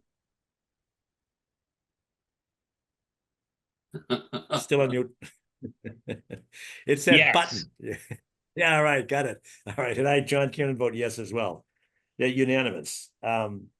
14 new business. We've actually pretty much talked about that, and that's the EPA Superfund site, the phase 2, and I'll send you 3 things. One is the draft letter from the select board. The second one is, I think it's from NEPRA. It's sort of a synopsis of what's going on with the statuses. And the third one is the actual engineering report. It's pretty lengthy. The only reason you need to get into at least to some extent, into the lengthy one is that there are different options there. And what the town is proposing, the select board is proposing, that the EPA approve the best and the biggest, the best management practices to take out as much of the contamination as is possible. So it's like they go on the Cadillac route instead of the whatever Ford Pinto. $70 so million route. What is it? The $70 million route. That's yeah. It's a lot of money. That's a and lot of you'll damage see to that. in the select board. Oh, it is. Well, it's a couple of 100 years, so it's been accumulating. And you'll see in there that there's a request from the select board. I just wanted to add on this Arthur? note that not only damage there, but damage because of that dam, in that the salt marsh has not been able to be replenished for 2 centuries by the silt that would migrate down the Neponset River into the saltwater estuary. So that it really has been enormously deprived for a long and extended period of time, which makes it more vulnerable from a whole host of perspectives.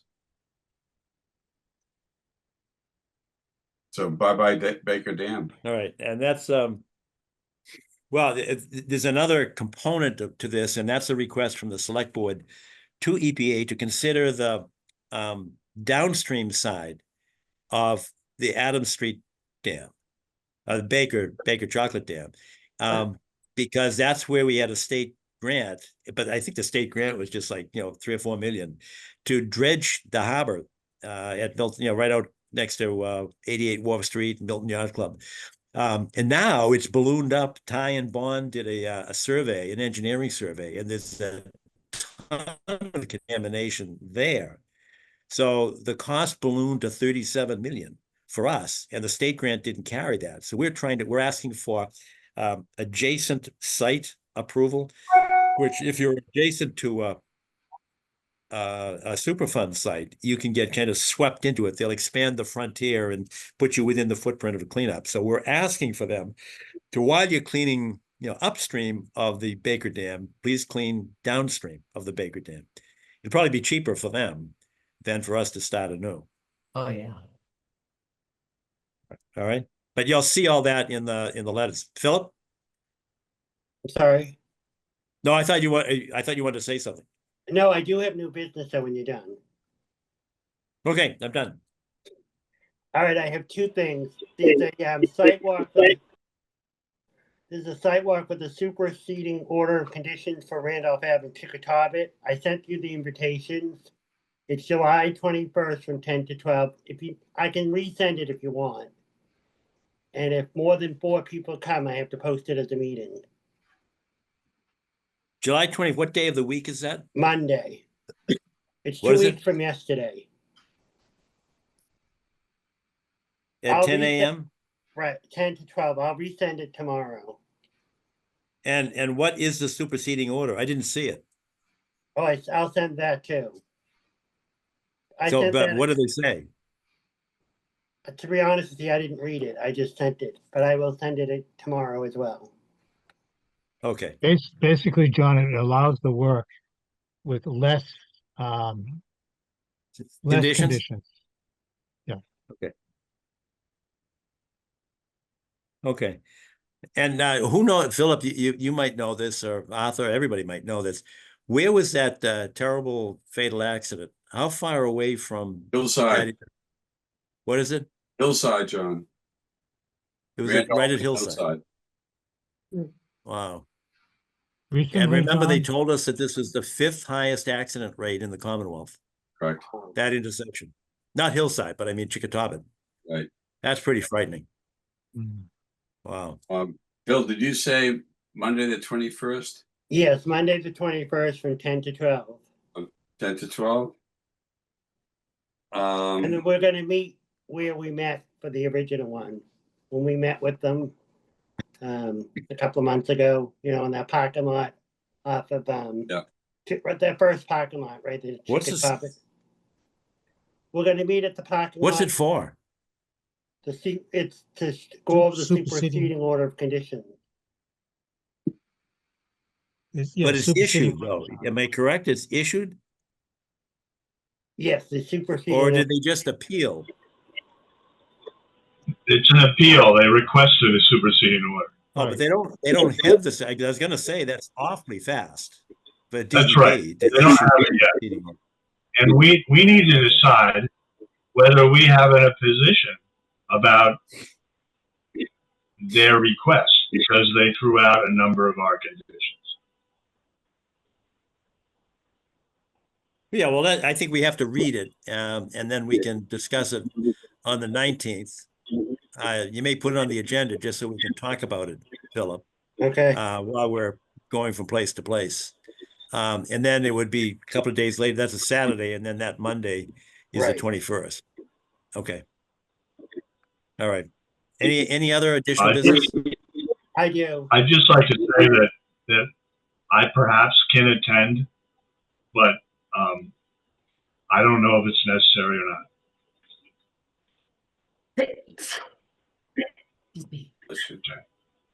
Okay. All right. Well, we'll give everybody think about. I've got to look at my calendar to see if I can make it that day or if I'm in court somewhere. But we need to get it back to Philip, because remember, he does have to announce this, because if more than 3 of us, that is, if 4 of us get together, it has to be announced as a public meeting. So let's try to get back to Philip by Friday of this week. Okay. I kind of doubt 4 of us are going to want to go on a Monday morning, but we'll see, right? Yep. I have other Philip, you got business something that else? day, so I do. my attendance is, I'm sorry. I was saying, John, we have other business that day in the family, so chances of my being there are light. I missed what you said about your family. We have other responsibilities, family responsibilities. Oh, okay. that Yeah, day. that's fine. Later- No, I little later in the wasn't day, trying. but- I just didn't. Okay, understood. I'd like to bring up All right, another matter. Sure. Yeah, I heard something about the vote of the Board of the Health approving the trapping of beavers. Maybe it was from you, John. Yes. Yeah. Do you know if it's true that they can't trap any beavers until November, or can they begin immediately? No, there's a season. Yeah, they've got permission to do it, but there's a season, and I don't think it's until October or November.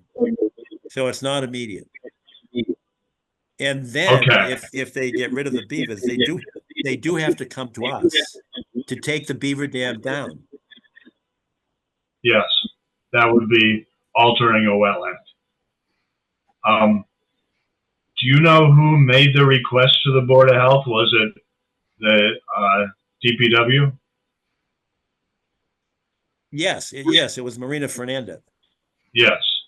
And she was responding to information she got from whom? And what information? Well, we had a pretty big meeting. When I say big, there were probably 15 people there, maybe, right at the DCR dam. where Unquity and Harlan Street split, that V where Yeah, the concrete just- dam is. Just So for DCR was reference- present. Yeah, just for reference, I might have wanted to attend that, but I didn't know about it. Yeah, I'm trying to remember the chain of information. I know I got the notice from Marina Fernandez. And Philip, you were there that day, right? For the meeting, no, I don't believe I was. Marina was there, and what's Greg's last name from DPW? McAtee. McAtee, yeah. I was at the. There were Granite- probably 10 or more people there from the town. I've been there a number of times on my own, and I've studied the situation somewhat. And you may know that I've posted dozens and dozens of photos to Yes. photo sharing service called Flickr of Harlan Street, various conditions and various storms and so forth. So it's a matter of interest to me. And so I just hope that I will be informed if more meetings take place about it. And I would like to say that if an argument was made that the dam was causing flooding on the upstream side of Harlan Street, it didn't seem to me that that was obvious because of the pictures I took during the latest flooding that showed that the high water was crossing Harlan Street from east to west.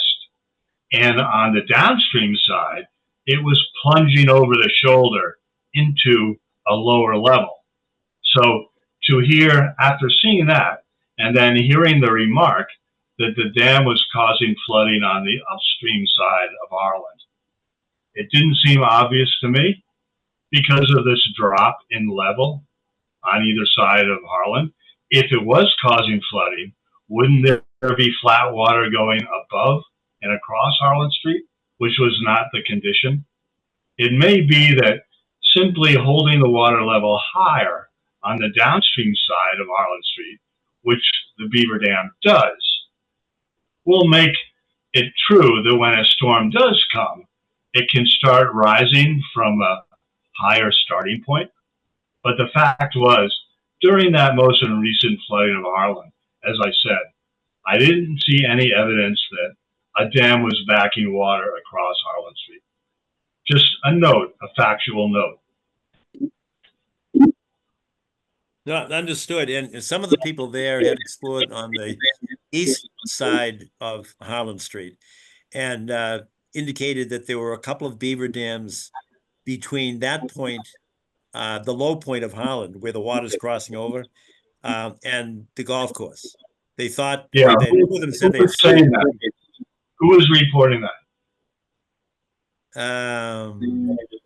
Philip, you might know them. They're DPW guy. They were both Milton DPW workers that had gone up there. And one of them might have been a DCR person, not the boss, because the boss is the one that I talked to, and I talked to Marina about that beaver deceiver, that technique. Yeah. So I put them in touch with the people that Arthur and I were at the Conservation Commission annual conference at Holy Cross.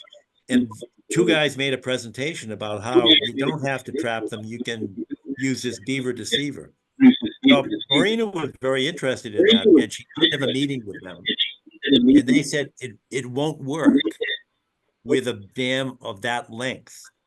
And we had this conversation before, and I think Charlie was the one that said, well, what about putting a pipe underground?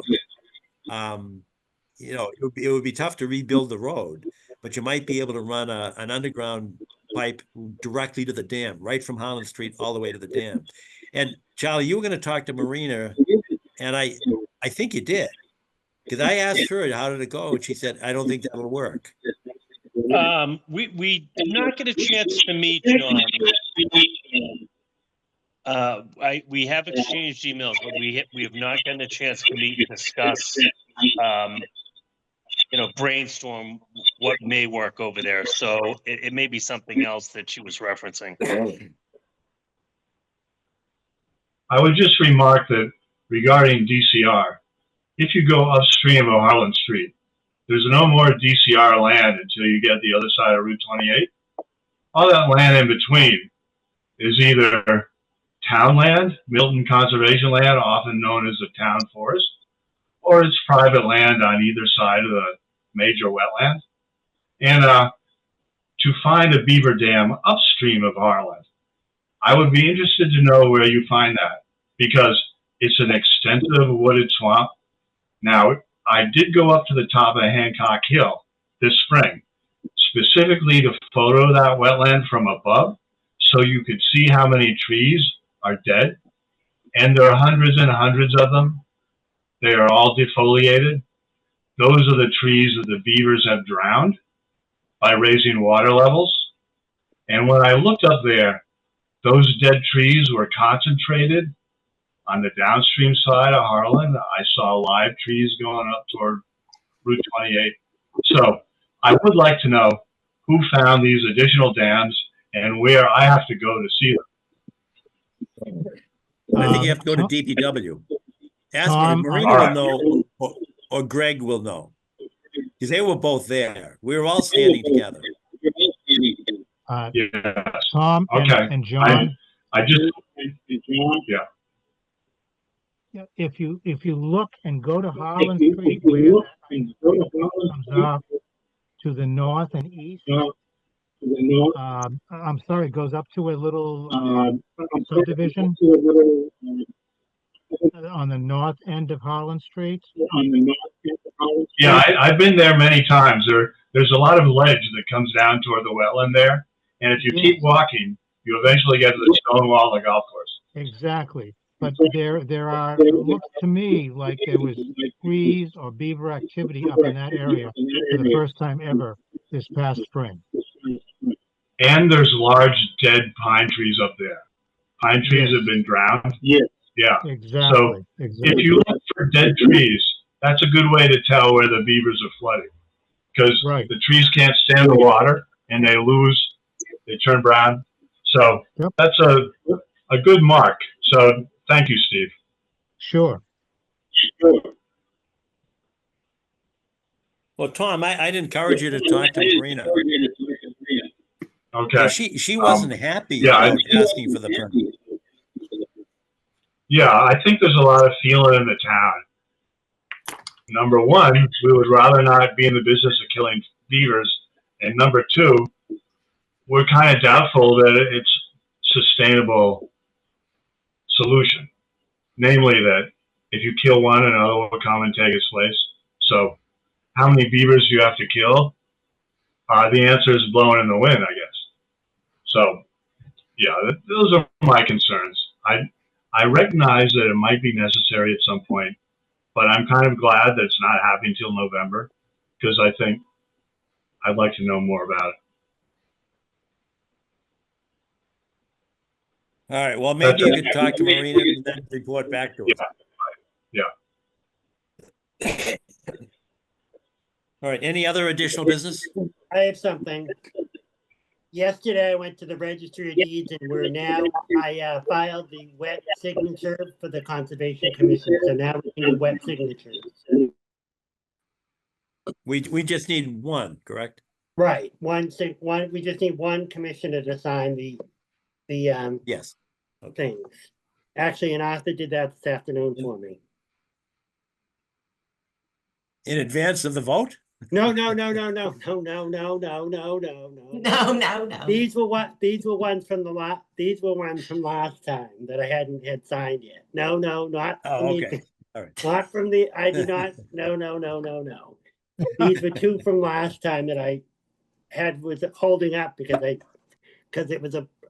Anyways, we're all set. It wasn't in advance of the vote. Okay. Thanks, Phil. No problem. Hey, Phil, if you were Anything saying else? yes, it would be interesting to see the reaction then. Yeah, he probably. Poor John would be scraping him up off the floor. Right. I'd probably be looking for a job tomorrow. No, it's not at all. Never. So I think that's it, right? That's all I have. Thank you. Anybody Same else? here, John. Okay. I have something done. Yes, for I have a comment and a question about our tree replacement policy. Yes. For a while now, I've been feeling that the $500 cash equivalent was underpriced. And Is what? I didn't hear it. underpriced. I've been feeling for a Underpriced. while Oh, it is. that $500 just isn't enough money to replace a 2 to 3 inch tree and to purchase and install a 2 to 3 inch tree. And I was looking at the application from the Peverly Park Playground folks. And the proposal that they got from A. Thomas and Sons was more like $1,000 a tree, if you look. No kidding. Mhm. Right. That it's Yeah. got to go to bid, Wendy. And I'm all for supporting local business, but that's got to go to bid because that's Bunny's price, but I don't know what, Maggie Oldfield's price is. I don't know what Jay, I get his name wrong at Eagle Farm. Goodfield, they're all nice people. Yeah. My point is so that I don't think you can get a 2 or 3 inch tree installed for $500. I don't think it's possible. That's probably true. I think you can do a whole lot better than 1,100 though. And some of those trees were priced more than that. I read the bid. Personally, I think $1,000 a tree is about spot on. And I feel like we should be charging our applicants more than $500 a tree. I think it should be closer to $1,000 a tree. Okay, so rather than and I agree with you that the 500 is probably too low. We've used 500 for I don't know a dozen years easily. Yep. Something more than 10 years, I know. So I'm sure you're right, but I'm not convinced that it's 1,000. So what I'd suggest is that we get some competitive bids. The problem that we have is that if you want to get a better price, you have to go out of Milton. And that puts us into kind of an awkward position because we'd all like to support local businesses. So maybe the competition between and among the 3 or 4 landscapers or 5 or 6 or however many landscaping companies there are. But I know some developers that buy big trees for a lot less than that. Big time. Yeah, but they're also buying in larger quantities. Yes. And likely transporting them themselves, which is not something that the typical homeowner can do. Oh, that's correct, but it depends on where that typical homeowner is buying them from. If you go outside of, and I'm not suggesting that we do this because again, I'd like to support the local businesses, but trees are a whole lot cheaper if you get outside of metropolitan Boston, and it's not that far out. I mean, halfway between here and Worcester, you're gonna get a much cheaper tree. So at least I'd like to see. That is true, but then also transportation costs are a lot higher. I mean, I looked into, and I did pay to have a 3 inch maple tree installed about 15 years ago. And I ended up buying it locally because I was paying more for the tree, but I was paying less for the transportation to get it to my house. And believe me, I shopped all around the South Shore. And this was, like I said, 15 years ago, and I paid, I believe it was about $700 or $800 for that tree 15 years ago. So my question is, how can we just get some prices? So you get the prices. We need a rational basis to move I agree with you that we should up the price, but we need a basis for it. We need a rational basis to say, this is what we based it upon. We've got bids here. So you just go out and say, how much would it be for a red oak that's 3 inch caliber, 2.5 inch caliber, whatever we're going to require, and just say, tell me what it is. They're gonna have to do that if this goes to, this is public money, so they're gonna have to bid on it. It's over $10,000. It has to be bid. So it's gonna happen anyway. There are Um, other And ingredients. You it's, if the mentioned- CPC says, okay, what's that? There are other ingredients too, John. You mentioned size and variety of the tree, but there's also where the location, where it's going to be planted. How accessible is it? What's the soil like? What has to be remediated, if anything, there? There are a whole series of factors, and Charlie might have some advice for us to consider in looking at this on a macro level. We've got a tree warden in town we can consult. We have the Shade Tree Advisory Committee. It would be nice to bring some of those Yeah. people into this conversation. It's an important one, but we want to come out in a place that gives us a good position for the next several years to come. Agreed. So Wendy, you know, if It you'd just, be it willing seems like to, an awful lot of homework to me when we have a proposal right here a in lot of front of what? us. That it just seems like an awful lot lot of of what? homework when we know that that $500 is too little. And we've known this for a long time. I don't, it would seem to me that we wouldn't have to go to so much extensive homework for something like just increasing the price that we are asking for the cost per tree. My concern is that these things just take so much time and I've been trying for a long that's our time job, to try Wendy. to reach a point of clarity. You have to have a rational basis for any rule or regulation. You have to be able to Isn't this point to the rational, basis for it. this proposal that we've gotten right here from a local nursery with looking at almost 20 different trees being transported and planted? Wendy, to my earlier point, another nursery could have a different price structure. You've got wholesale, you've got retail, you've got price points in between, depending upon how and with whom organizations do business. That's why I said it is complex. It's like a Rubik's Cube.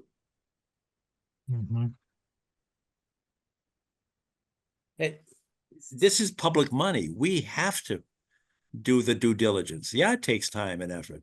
Absolutely it does. It takes homework. And maybe Charlie, you probably know more about this than all of us, buying trees. I mean, is there some way that you could make a recommendation as to where do we collect prices from that are competitive? It's going to be, it may be a range. I could certainly provide some nurseries that we've used in the past. The challenge is it is complex.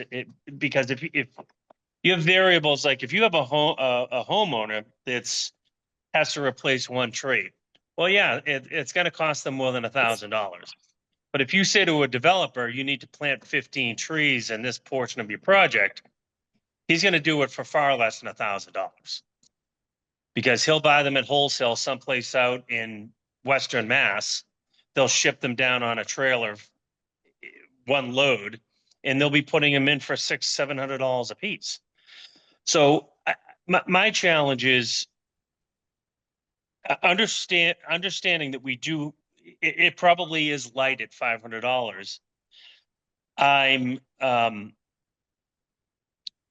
concerned about penalizing taxpayers in Milton who are doing one project at their house and they have to throw on another $1,000 plus because we're dinging them for a tree, right? To me, that seems a little unfair for somebody that's paying the tax rates that we're paying in the town. I think there is a reasonable number that we can come up with between those two, and I can provide some nurseries that we've used in the past that sell trees in wholesale. I think the retail market is a completely different market, and you're probably adding 30 to 40% on a tree cost.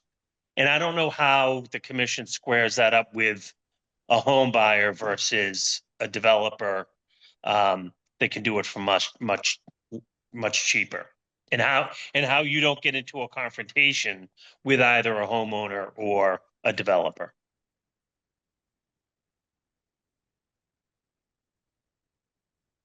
What about the DPW buying the street trees? Now they're buying in quantity. So maybe we could have them, have an inventory of trees coming in and people could tap into that because they get the economy sale. I don't know I if they think that's a store great, them, I but think that's a great if they would idea. have an agreement with a supplier. That would be a more fair and rational way of looking at it because they're going to be paying in bulk. But then we run into the same problem that we've had in the past when we have dozens of trees sitting in the middle of the DPW parking lot, baking in the sun, and no one's taking care of them. And then we've got diseased, stressed out trees that are likely to not thrive, much less survive. That's a good point, Wendy. You know, I don't know about DPW doing that. Are they dying at the DPW lot? I've never heard that.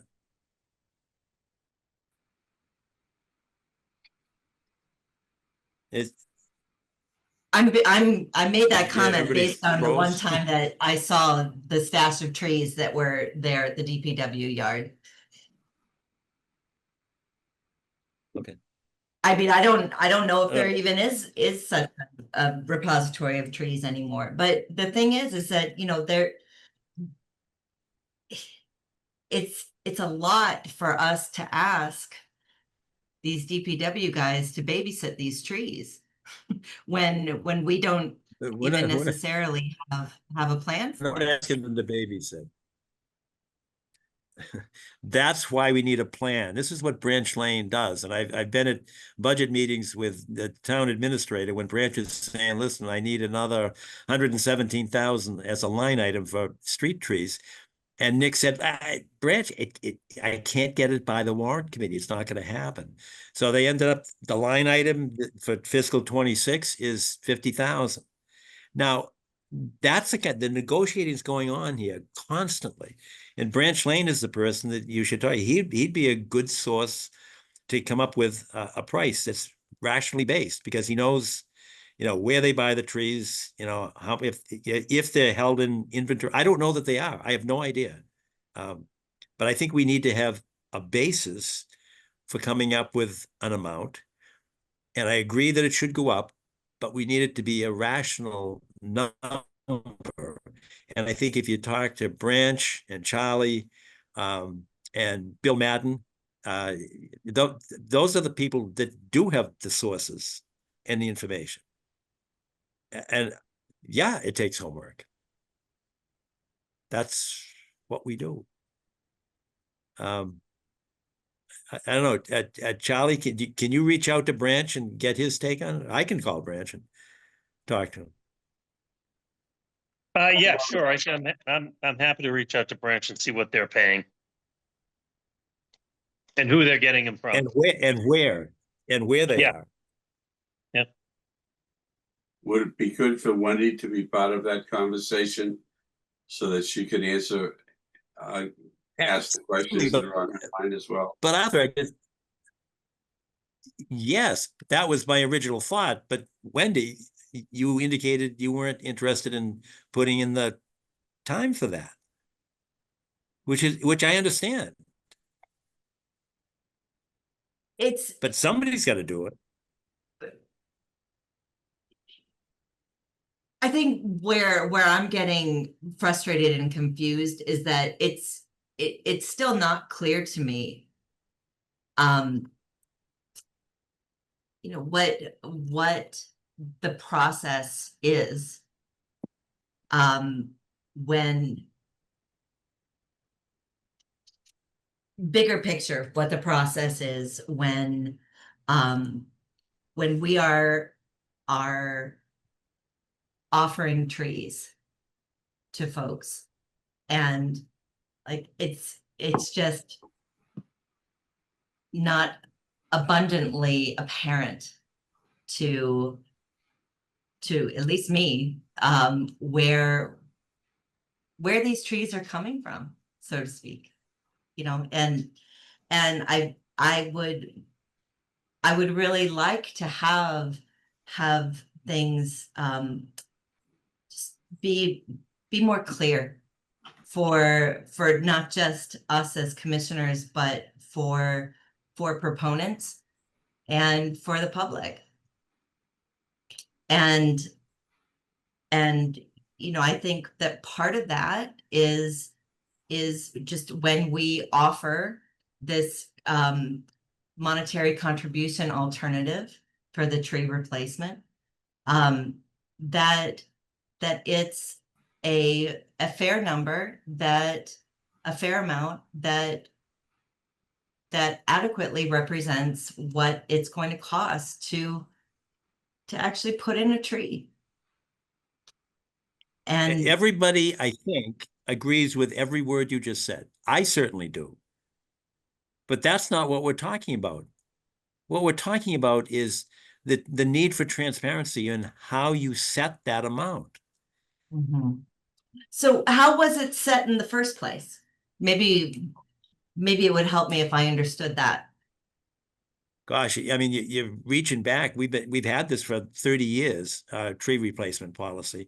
So in the old days, people would say, "Oh yeah, it's $350 a tree for a 2-inch caliper and $150 to put it in the ground." That was, and to be honest, I don't know where that was. That was probably the Don Neal days. That's probably 15, 16 years ago. But that was sort of the going rate that people agreed. There was sort of a consensus as to what it is. But the consensus was built upon what people were being charged by the various, not the highest price and not the lowest price, but sort of that, you know, average price. I'm just saying we have to do the homework to come up with it. I agree with every single thing you said. We need to raise it. But we need to raise it to what? You can't just, you know, like Carmack the magician, you know, scratch your head and say, oh, it's $850. It should be based on something. Well, I feel like it should be based on the what something it costs would, a typical homeowner to go out and buy a tree that costs a 3-inch caliper tree that they have installed in their yard. And, you know, I'd be happy to go around and get some quotes on that, but you know, like Charlie was saying, it's all so variable depending on the site and the type of tree. And we don't know that. We're trying to get these generalities. So, you know, how One of the things that we might do is Ask them. look at what some comparable communities are doing. Yeah. And we're not talking about private homeowners per se. We're really focusing on public lands, right?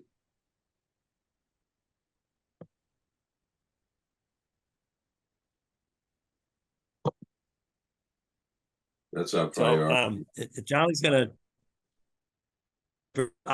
branch too. And Parks and Conservation Commission members and other, actually, Steve, you may know some conservation, ask the Norwell folks. His son is on the Conservation Commission, right? Yes, he is. Ask him what they think. And Ask them what they think. MACC may have some advice on this. Yeah. I shall. Arthur, do you want to ask MACC? Yeah, be happy to help with that. You know, Kate Conley is working on one of our appeals before the DEP. And she's a former president of the MACC. And she's now representing the town, us. She's representing the Conservation Commission in 648, 652 Canton Avenue in our appeal. So she'd be a source for that because as president of the statewide association, that's the kind of data that I think they're good for. I'll call Kate. Arthur, do you know somebody you could call at the MACC? Yeah. You know who might know is Steve Ibis. And you know, is it Matt Byrne, the vernal pool guy? Yes. He might know. Yep. Yeah. Quite possible. And let's see what we can get together and get information back to us so we don't just kick this down the road. We'll talk about this. So you put it on the agenda. Yep, we're just talking about it. We don't have to go anywhere. But for the 19th, we'll have it on the agenda as an item. And Wendy, from your background, Wildlands Trust might be a source of information for you as well.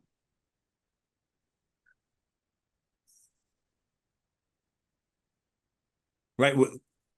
Would that be a thing that you could do, Wendy?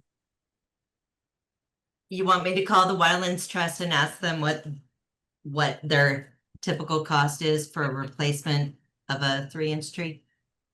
Just information. Yeah. Yes, that's part of it. But what do other towns, cities and towns do? They're in many different municipalities. You know, where do they go for the trees? And, you know, what's the cost? And I know it's going to be a range. Sure.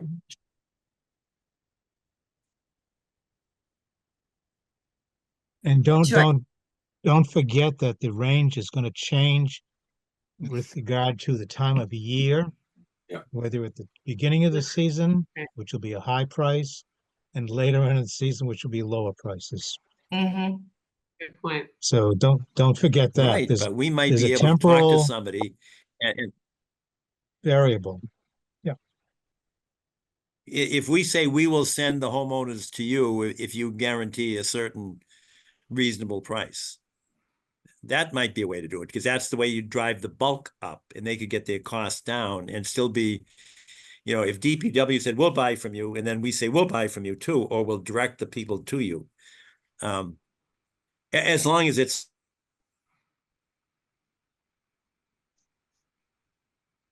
John disappeared.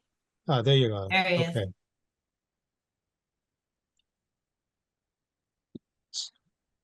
John, you're on mute. He got close. Yeah, I get my internet went down. Yeah. Which it does often. Usually when I talk too much. What? Okay. You? So we've all got information to gather and report back on the 19th, right? Yes. I'd just like to say thank you, Wendy, for sticking with us and trying to make it workable and understandable, because you are determined and you're getting there. You've been working on it before and you're working on it now. And I appreciate it. Thank you, guys. I appreciate that. Yep, thanks for being persistent. Yeah. We'll get her done. Okay. All right. Anything else, or can we adjourn? Hearing nothing, motion to adjourn. All in favor? Aye. Okay. If you don't want to adjourn, okay. All right. Thanks all. We'll see you on the 19th, and I'll get materials to you tomorrow on the EPA Superfund. Good night, Sean. Thank Good you. night, all. Thank you, everyone. Bye.